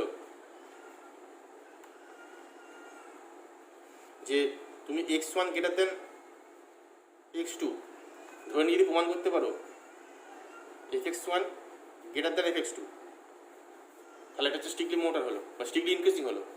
আর একইভাবে যদি x1 গ্রেটার দেন x2 এখানে যদি প্রমাণ করতে পারো fx1 লেস দেন fx2, তাহলে স্ট্রিক্টলি ডিক্রিজিং হলো। তাহলে আমি এইটা প্রমাণ করবো অথবা এইটা প্রমাণ করবো, ঠিক আছে। দেখো করেছি যে একটা যাই পয়েন্ট নেওয়া হয়েছে ভেতরে দিয়ে আমাকে প্রমাণ করতে হয়েছে যে, এবার যাই পয়েন্টটা তো নিয়েছি যাতে করে এই দুটোর মাঝে আছে, মানে a less than alpha less than psi less then beta, ঠিক আছে। আচ্ছা, এবার এই পার্টের জন্য একটা প্রমাণ আর এই পার্টের জন্য একটা প্রমাণ, মানে a less than alpha less than psi, alpha less than psi less then beta, দুটো পার্টটা প্রথমে এই কেসটা ধরেছি, ঠিক আছে। আচ্ছা, এইবারে এইটা যদি হয় তাহলে F alpha less than f, মানে এফ আলফা মানে a less than alpha less than psi, এখান থেকে ইমপ্লাই করতে পারি এফ এ less than f alpha less than F psi. কেন, এইখান থেকে এতক্ষণ তো এটা প্রমাণ করলাম, এই যে এটা তোর মাঝে ছিল, আলফাটার মাঝে ছিল, সেখান থেকে প্রমাণ করলাম যেটাই ঘটবে, তাহলে এখান থেকে বলতে পারি এটা ঘটবে, বুঝা গেছে। বেশ, তারপরে একইভাবে যদি পরের পার্টটার জন্য করি alpha less than psi less দেন, এখান থেকে বলতে পারি তার এফগুলো একই এনগুলি থাকবে, ঠিক আছে। তাহলে এক আর দুই থেকে কী বলতে পারি, এক আর দুই থেকে বলতে পারি আলফা লেস দেন সাই হলে F alpha less than F psi, ঠিক আছে। এবার আলফার বিটা পয়েন্ট কোথায় ছিল, আলফা জাই পয়েন্ট কোথায় ছিল, এবার আলফা জাই পয়েন্ট ছিল এবির ভেতরে, আলফা এখানে আর জাইও ভেতরে, তাহলে দুটো পয়েন্ট নিলাম, তাহলে x1 লেস দেন x2 এখান থেকে ইমপ্লাই করলাম fx1 লেস দেন fx2, তাহলে কী বলতে পারি এটা মোনোটোন ইনক্রিজিং, যেটাই মাত্র বললাম ডেফিনেশন, লেস দেন হয় লেস দেন হবে, x1 লেস দেন x2 হলে fx1 লেস দেন fx2 হবে, তাহলে ইনক্রিজিং হবে, সেটাই প্রমাণ হয়ে যাবে, ঠিক আছে। সিমিলারলি ডিক্রিজিং হবে, বোঝা গেছে।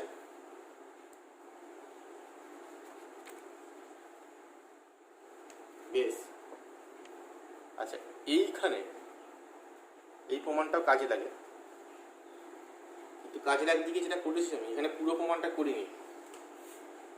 কেন করিনি, সেটা হচ্ছে যে এটা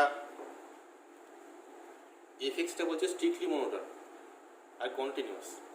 একটা ফাংশন স্ট্রিক্টলি মোনোটন আর কন্টিনিউয়াস তার ইনভার্স এক্সিস্ট করবে, ঠিক আছে? স্ট্রিক্টলি মোনোটন মানে এফএক্স ফাংশনের ইনভার্স তখন এক্সিস্ট করবে, একটা ফাংশনের ইনভার্স তখনই এক্সিস্ট করবে যদি সেটা কন্টিনিউয়াস আর স্ট্রিক্টলি মোনোটন হয়, ঠিক আছে? আচ্ছা, আর বলছে যে সেই ইনভার্সটা কন্টিনিউয়াসও হবে আর এফ এবিতে মোনোটন হবে। তা আমি যেটা করেছি এখানে শুধুমাত্র ইনভার্স এক্সিস্টের প্রমাণটা করেছি, কন্টিনিউয়াস আর মোনোটনের প্রমাণটা খুব বড় হবে বলে তোমাদের করাইনি, এটা লাগবে না, পরীক্ষা আসবে না, ঠিক আছে? এত বড় প্রমাণ পরীক্ষা আসবে, বেশ বড় প্রমাণ। এখান থেকে মানে এটাকে কন্টিনিউয়াস প্রমাণ করার প্রমাণটা বেশ বড়, সেই জন্য আমি এখানে শুধুমাত্র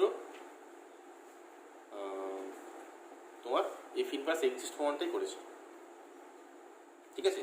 এবার দেখো এফ ইনভার্স এক্সিস্ট কখন করে? হাতে কি আছে? স্ট্রিক্টলি মোনোটন আর কন্টিনিউয়াস। আমাকে প্রমাণ করতে হবে ইনভার্স এক্সিস্ট। তাহলে একটা ফাংশনের ইনভার্স কখন এক্সিস্ট করে? এফএক্স একটা ফাংশন আছে, তার ইনভার্স কখন এক্সিস্ট করবে? যদি ফাংশনটা কি হয়? বাইজেক্টিভ হয়। সবাই জানো এটা।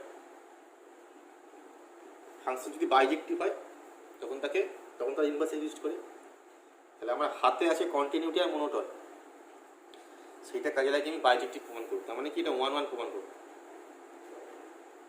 আর 1-2 প্রমাণ করতাম, ঠিক আছে? আশা করি 1 আর 2 বলে দিতে হবে না, কি করে প্রমাণ করতে হবে, সব শিখে এসেছো, সেটাই করেছি, ঠিক আছে? 1-1 আর 1-2 প্রমাণ করেছি, করে দেখিয়েছি সেটা বাইজেক্টিভ। তাহলে বাইজেক্টিভ মানে সেটা ইনভার্স এক্সিস্ট করবে, বোঝা গেছে? বেশ। আচ্ছা, এর পরের যেটা পার্ট সেটা হচ্ছে ইউনিফর্ম কন্টিনিউটি, ঠিক আছে? এটা প্রচুর জায়গায় অ্যাপ্লিকেশন আছে এবং অনেক পেপারে অনেক জায়গায় কিন্তু ইউনিফর্ম কন্টিনিউটি কাজে লাগবে, ঠিক আছে? তো সেটা ভালো করে বুঝবে কি পার্থক্য, কী করে কেন এলো, কি কম, মানে অ্যাকচুয়ালি যেটা বলা সেটা হচ্ছে যে কন্টিনিউটিতে পড়লাম, তো কন্টিনিউটি কিছু জিনিস নিশ্চয়ই পারে না, যার জন্য আমাকে ইউনিফর্ম কন্টিনিউটি আনতে হয়েছে, তাই তো? হঠাৎ ইউনিফর্ম কথাটা এলো কেন, ঠিক আছে? কন্টিনিউটির সঙ্গে ইউনিফর্ম কন্টিনিউটির মেন পার্থক্যটা কোথায় সেইটা এখানে জানতে হবে। আচ্ছা, তার আগে বললাম আমাকে যে কন্টিনিউটির ডেফিনেশন কী ছিল। আচ্ছা দেখো, ইউনিফর্ম কন্টিনিউটির ডেফিনেশন কী ছিল? কন্টিনিউটির ডেফিনেশন ছিল যে তুমি একটা ফাংশন সি পয়েন্টে, এফএক্স একটা ফাংশন, তার সি পয়েন্টে কন্টিনিউটি স্টাডি করছো, তাই তো? সি পয়েন্টে কন্টিনিউটি স্টাডি করতে গেলে for any epsilon greater than 0 there is delta greater than 0, আমরা ডেল্টা 1 ধরছি, ধরতেই পারি এমনি, such that fx minus fc less than epsilon for all mod of x minus c less than delta 1. এটা ছিল আমার কন্টিনিউটির এপসিলন ডেল্টা ডেফিনেশন, তাই তো? কন্টিনিউটি ডেফিনেশন কিন্তু। আচ্ছা, এবার আমার প্রশ্ন, আমি এপসিলন গ্রেটার দেন 0 জন্য ডেল্টা 1 পেয়েছি, সি পয়েন্টে কন্টিনিউটি স্টাডি করছি, ক্লিয়ার? এবার আমি সি পয়েন্টে না করে এক্স ইকুয়ালস টু এ পয়েন্টে কন্টিনিউটি স্টাডি করছি,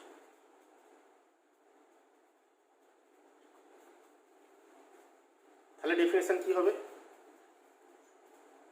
for any epsilon greater than 0 there exist, এই ডেল্টা 1ই পাবে, মানে তুমি যদি সি পয়েন্টের জায়গায় এ পয়েন্টে স্টাডি করো তাহলে কি এপসিলনের জন্য এই ডেল্টা 1টাই পাবে নাকি অন্য ডেল্টা পাবে? তো নাকি সেটা বলতে পারছি না, এটা হতে পারে, অন্য কিছু হতে পারে। তাহলে হচ্ছে delta 2 greater than 0 such that fx minus if e তার mod less than epsilon for all mod of x minus a less than delta 2, বুঝে গেছে?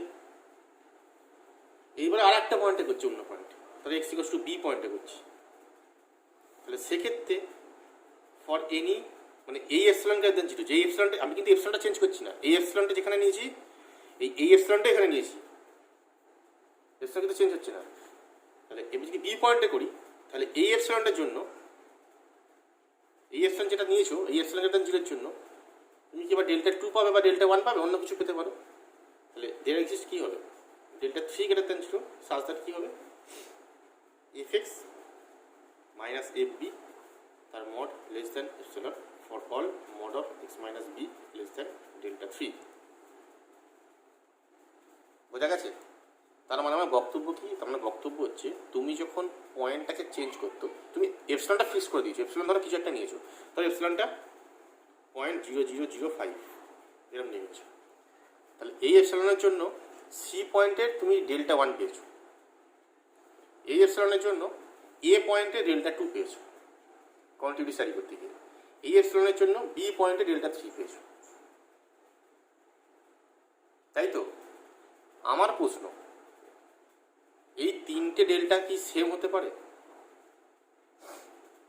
তার মানে তুমি যে কোনো এক্স পয়েন্টে যদি কন্টিনিউটি ধরো, যে কোনো এক্স, ফর অল এক্স পয়েন্টে তুমি কন্টিনিউটি স্টাডি করছো, ঠিক আছে? ফর অল এক্স পয়েন্টে যদি কন্টিনিউটি স্টাডি করতে গিয়ে তুমি যদি কোনো একটা পার্টিকুলার এপসিলন নাও, তাহলে তার জন্য একটা ডেল্টাই এক্সিস্ট করবে, মানে ডেল্টা 1 ডেল্টা 2 ডেল্টা 3 এরকম হবে না। মানে তুমি যদি এ পয়েন্টে করো, সি পয়েন্টে করো, যে ডেল্টা পাবে, এ পয়েন্টে করো সেই ডেল্টাই পাবে, বি পয়েন্টে করো সেই ডেল্টাই পাবে, অন্য যা পয়েন্টে করো এই একই ডেল্টা পাবে। মানে এক্সটা চেঞ্জ হলে ডেল্টাটা কিন্তু চেঞ্জ হবে না। মানে ডেল্টা চেঞ্জ তখনই হবে শুধুমাত্র যদি এপসিলন চেঞ্জ হয়, ঠিক আছে? ডেল্টা চেঞ্জ তখনই হবে যদি শুধুমাত্র এপসিলন চেঞ্জ হয়। তুমি যদি এখানে এপসিলনটা চেঞ্জ করতে ডেল্টা চেঞ্জ হয়ে যেত কিন্তু সি পয়েন্টের ক্ষেত্রে, ঠিক আছে? কিন্তু আমি বলছি কি এপসিলনটা ফিক্সড রাখবো, কিন্তু এখানে দেখো যেটা হচ্ছে কন্টিনিউটির ক্ষেত্রে এপসিলন ফিক্সড আছে, কিন্তু এক্স চেঞ্জ হলে ডেল্টা চেঞ্জ হতে পারে,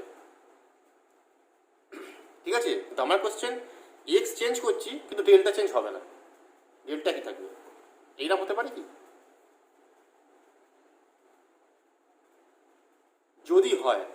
যদি হয় যে ফর অল এক্স এর জন্য যদি আমি একটা এপসিলন, কোনো একটা এপসিলন জিরোর জন্য যদি আমি একটাই ডেল্টা পাই, এরকম যদি একটা ডেল্টা এক্সিস্ট করে, তখন এই ফাংশনটাকে বলা হবে ইউনিফর্মলি কন্টিনিউয়াস।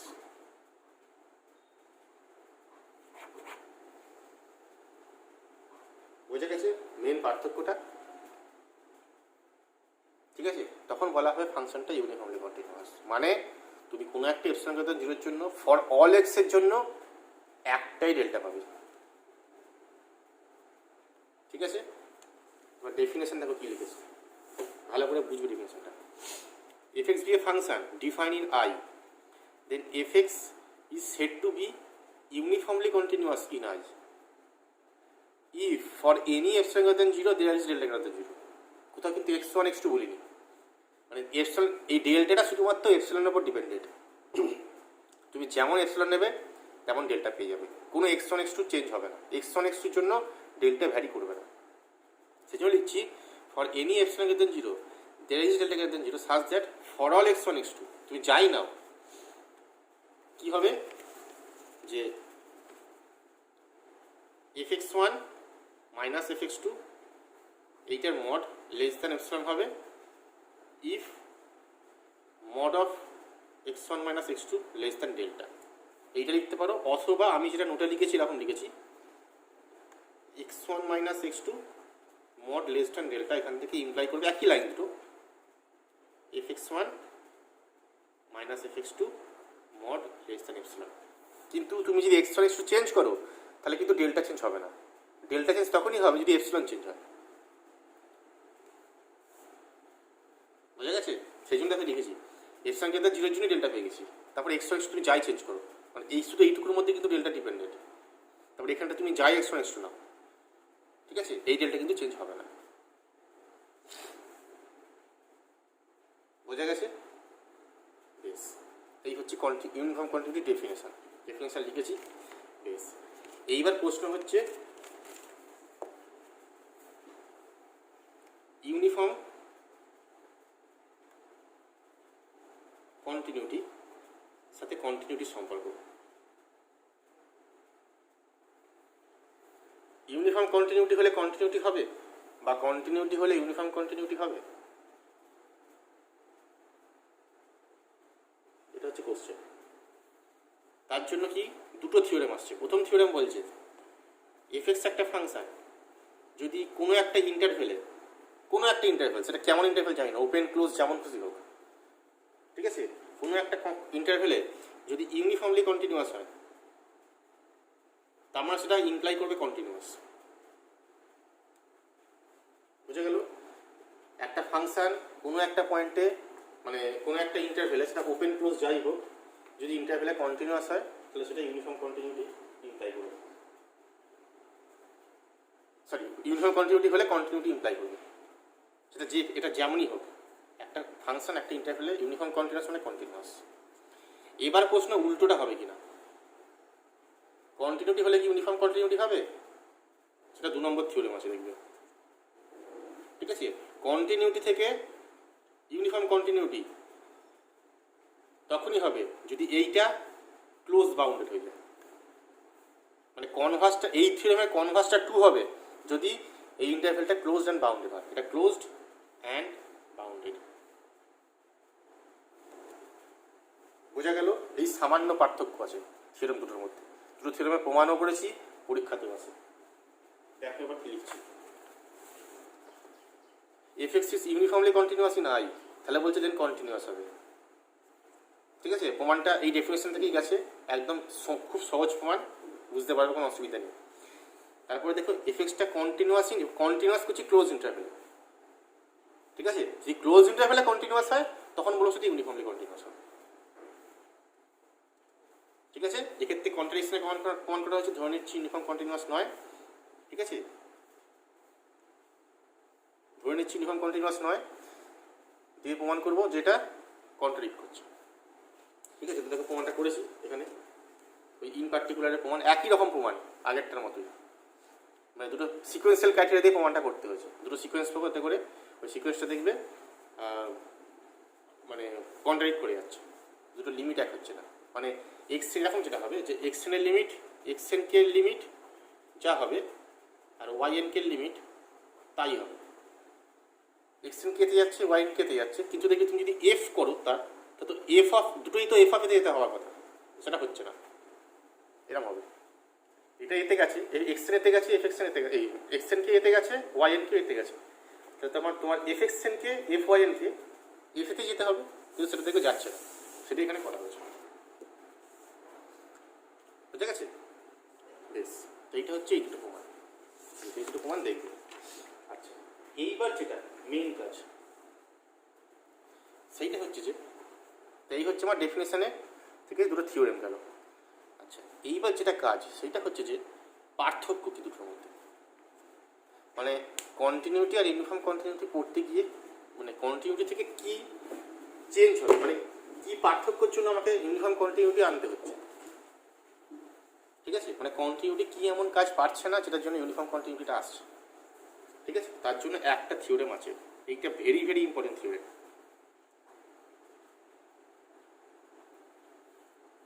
বুঝে গেল?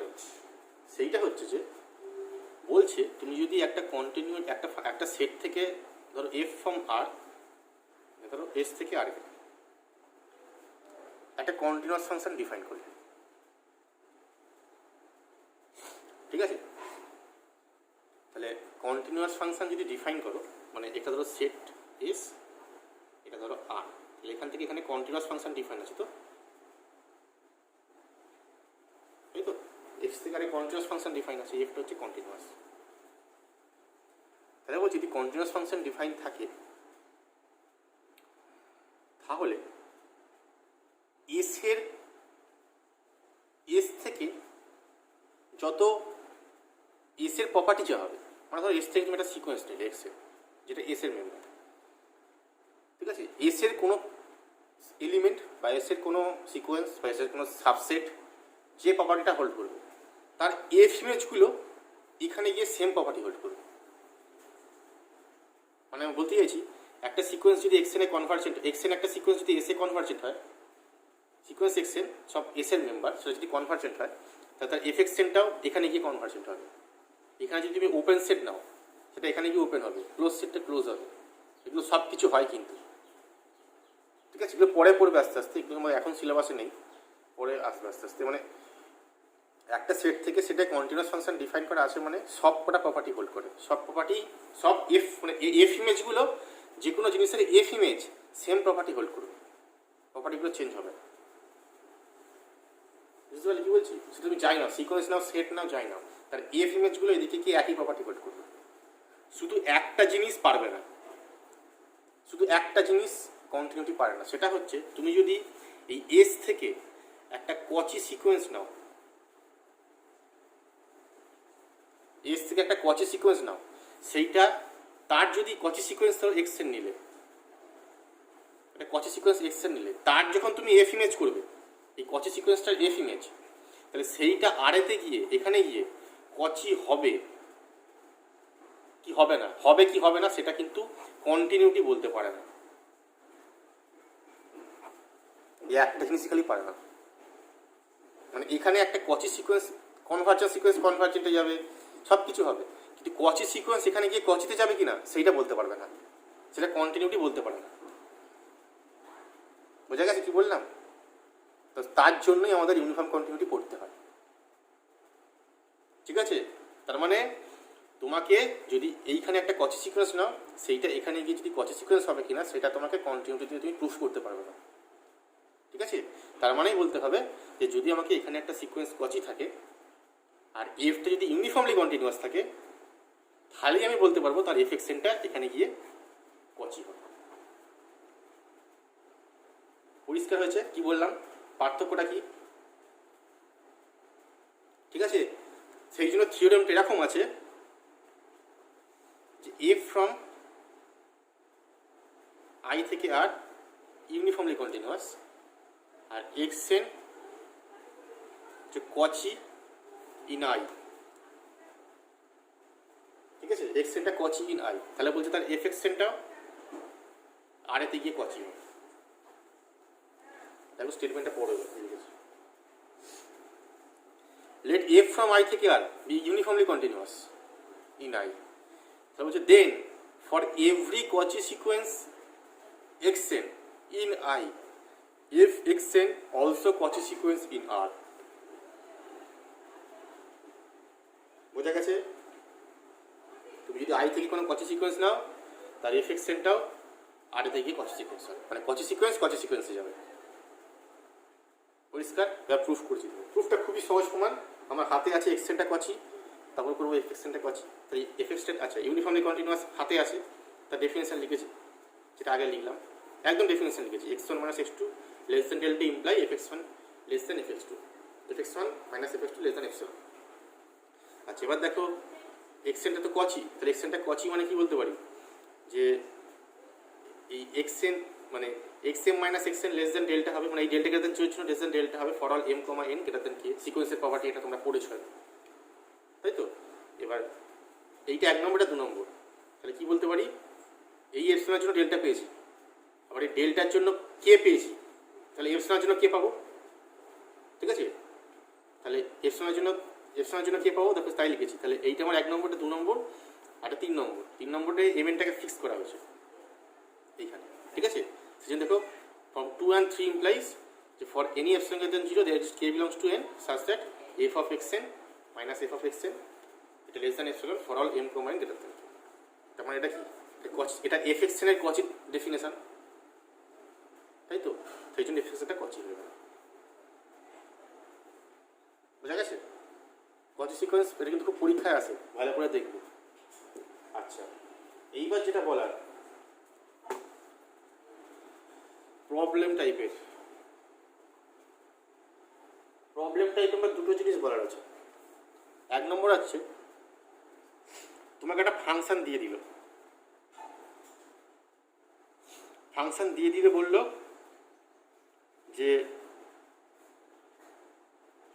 এফএক্স একটা ফাংশন ডিফাইন করে দিল, আমি সেকেন্ড ব্র্যাকেট করে ডিফাইন করে দিল, দিয়ে বলে যে প্রুভ দ্যাট এটা ইউনিফর্মলি কন্টিনিউয়াস। এরকম দিতে পারে, এটা 1 নম্বর। 2 নম্বর দিতে পারে প্রুভ দ্যাট এটা নট ইউনিফর্মলি কন্টিনিউয়াস।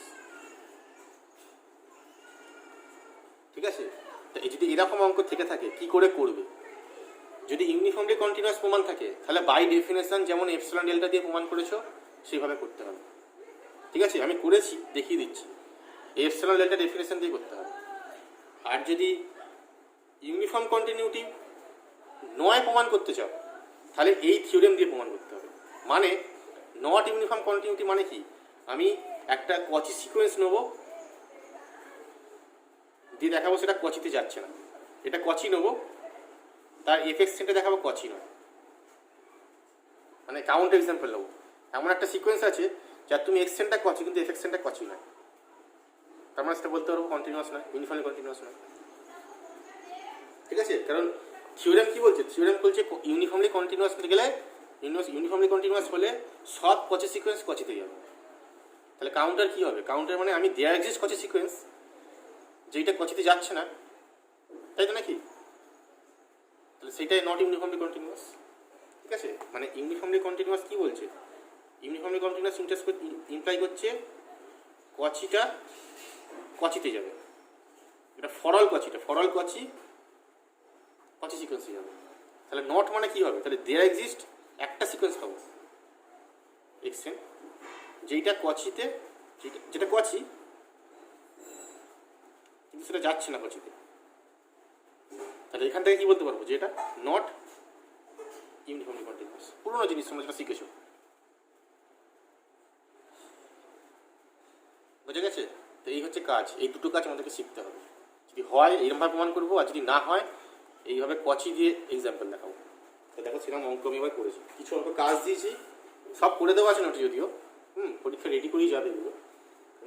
5টা অঙ্ক ছিল, 5টা অঙ্ক দেখবে করতে দেওয়া আছে, ঠিক আছে, আর শেষের দিকে করেও দেওয়া আছে। যেমন দেখো 2-এর অঙ্কটা আমি দিয়েছি, 2-এর অঙ্কটা আমি বলছি, দেখো 2-এর অঙ্কটা বলেছে এফএক্সটা 1/x কন্টিনিউয়াস আছে কিন্তু নট ইউনিফর্মলি কন্টিনিউয়াস। ঠিক আছে, দেখো কী করে করেছি, দেখো কনসিডার দ্য সিকোয়েন্স, এটা কিন্তু বাই ডিফল্ট খুঁজে বার করতে হবে, কাউন্ট এক্সাম্পল দিয়ে, যে consider the sequence xn equals to 1/n ধরেছি।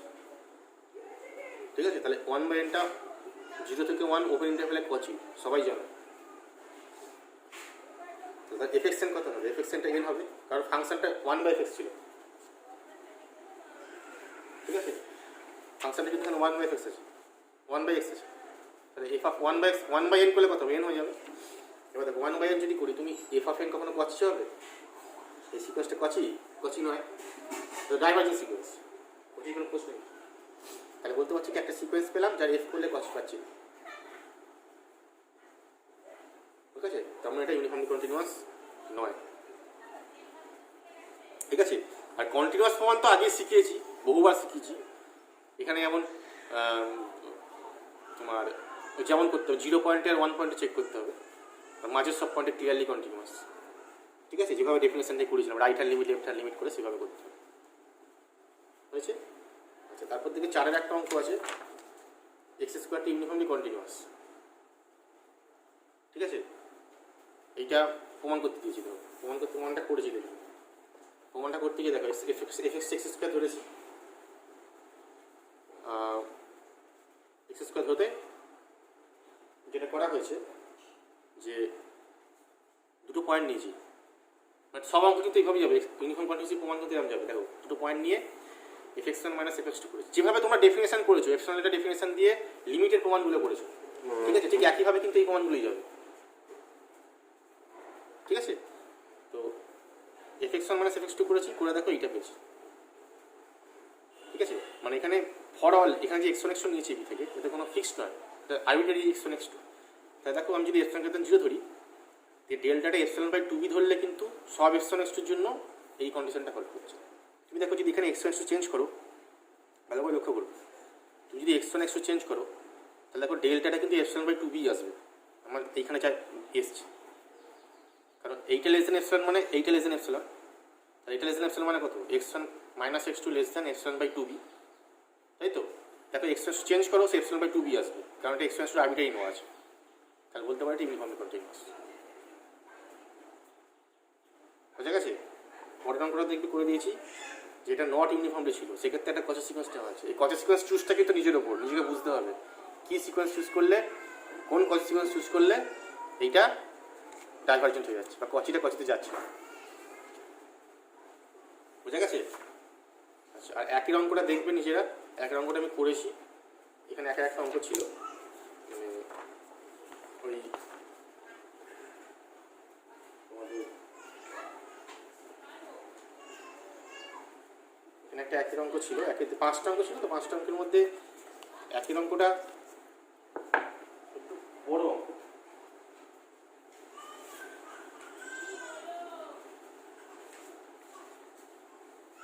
একের অঙ্কটা তুমি করেছি, ঠিক আছে। যাই হোক, একের অঙ্কটা এখানে আছে। হ্যাঁ, যে আর থেকে আর একটা ফাংশন যাতে করে f of x plus y equal to F x plus f y, এই প্রপার্টিটা হোল্ড করছে। এই অঙ্কটা পরীক্ষা এসছে, এবার 2018-তে বা 18তে দিয়েছিল। এফ ফ্রম আর থেকে আর একটা ফাংশন যাতে করে f x x plus y মানে এম যোগটা সেপারেট হয়ে যাচ্ছে। তাহলে বলছি ফাংশন যদি একটা পয়েন্টে কন্টিনিউয়াস হয়, ঠিক আছে, তাহলে সব পয়েন্টে ইউনিফর্মলি কন্টিনিউয়াস হয়ে যাবে। বুঝে গেল কি বললাম? ফাংশনটা একটা পয়েন্টে কন্টিনিউয়াস হলে সব পয়েন্টে ইউনিফর্মলি কন্টিনিউয়াস হয়ে যাবে। তো সেটা এখানে করেছি, কী করে করেছিস নিজেরা দেখবে, এটা একদম সহজ, পরীক্ষা কিন্তু আসবে এটা। আচ্ছা, এই হলো তোমার এটা। আচ্ছা, আর একটা যেটা ছিল এইখানে দেখবে দুটো থিওরেম আছে, ঠিক আছে, আর কিছু বলার সেরকম নেই, দুটো থিওরেম আছে। আর এই দুটো থিওরেম প্রমাণ করার দরকার নেই, শুধু স্টেটমেন্টটা মনে রাখবে, কারণ প্রমাণগুলো পরীক্ষায় আসবে না আশা করি। হ্যাঁ, কারণ প্রমাণগুলো খুব একটা বড়, খুব মানে বই তো সেভাবে নেই প্রমাণটা, শুধু স্টেটমেন্টগুলো কাজে লাগবে, পরে যখন পড়বে কোনো কোনো জায়গায় এই স্টেটমেন্টগুলো কাজে লাগবে। তো এই দুটো থিওরেমের স্টেটমেন্ট সেটা খালি মনে রাখবে, মানে রেজাল্ট যেন মনে থাকে। 1 নম্বর, এই একটা প্রবলেম করতে দেওয়া আছে, এটা নিজেরা করবে, পুরোপুরি এটা হোমওয়ার্ক আছে আমার তরফ থেকে, ঠিক আছে, এবং এটা পরীক্ষাতে এসেছে। বুঝে গেল? এই অঙ্কটা করবে, বলেছে যে x to the power n equals to 2 এর একটা পজিটিভ রুট, একটা 1 অ্যান্ড অনলি 1 পজিটিভ রুট আছে, সেটা প্রমাণ করতে হবে, ঠিক আছে। কোন থিওরেম লাগছে, কোন থিওরেম দিয়ে প্রমাণ হবে, সেটা নিজেরা বুঝে করবে পুরোপুরি, ঠিক আছে, বেশ। আচ্ছা, এবার বইয়ের যেটা কাজ সেটা হচ্ছে আগের দিন যে কাজগুলো দিয়েছিলাম সেগুলোই থাকবে, ঠিক আছে।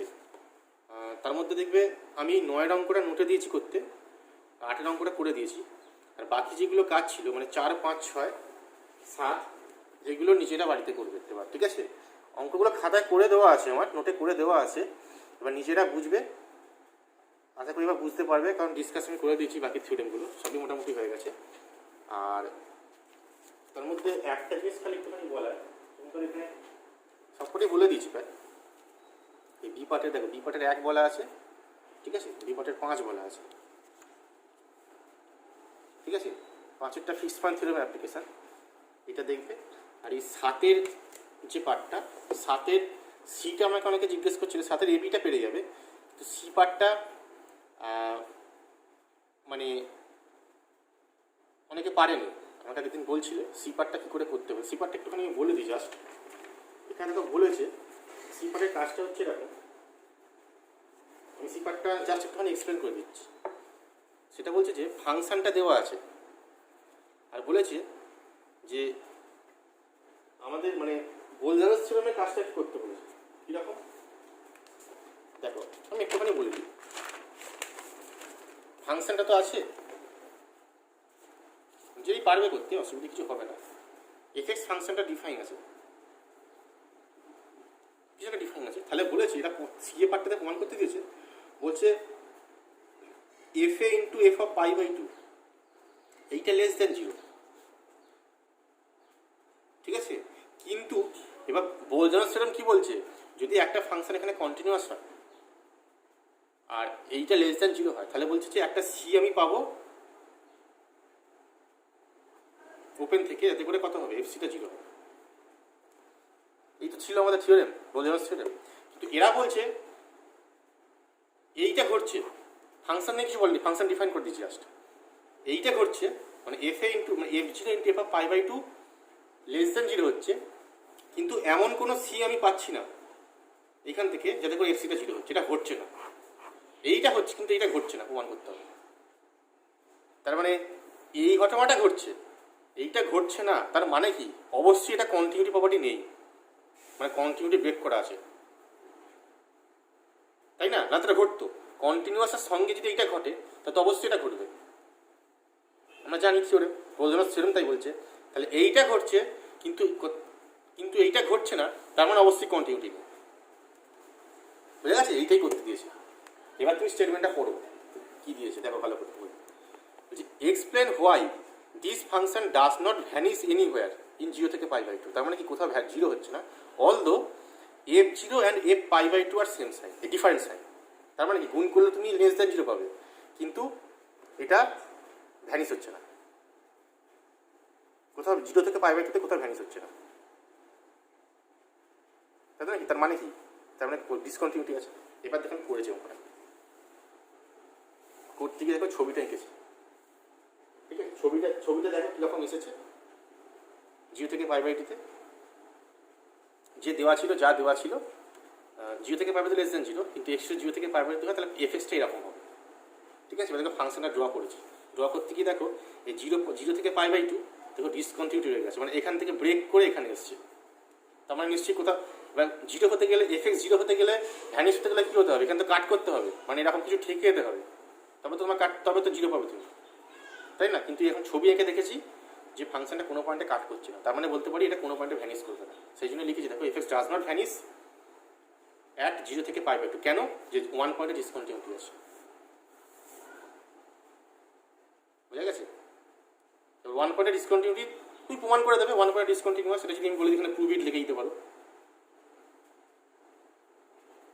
জানো তোমরা কীভাবে প্রমাণ করতে হয়। দেখো কারণ একের বাঁ দিকে আছে তোমার একের বাঁ দিক করে log3 আসবে, 1 পয়েন্টে হাফ log3 মাইনাস সাইন 1 আসবে, আর একের ডান দিক করলে মাইনাস সাইন 1 আসবে, সুতরাং তিনটে ভ্যালু আলাদা, তাহলে বলতে পারি 1 পয়েন্টে কন্টিনিউয়াস হয়, যেভাবে right hand limit left hand limit করেছে, বুঝতে পারলে? এই ছবিটা পরীক্ষায় লিখে দেবে আর এইভাবে অঙ্কটা করবে, ঠিক আছে? আর বাকি যেগুলো পেন্ডিং আছে, যেগুলো 2-1টা অঙ্ক যেগুলো ছিল নোটে, সেইগুলো হোমওয়ার্ক থাকবে, ঠিক আছে? তাহলে তোমাদের কন্টিনিউটি একটা শেষ। বেশ, পরের দিন ডিফারেন্সিয়েশন পড়াবো।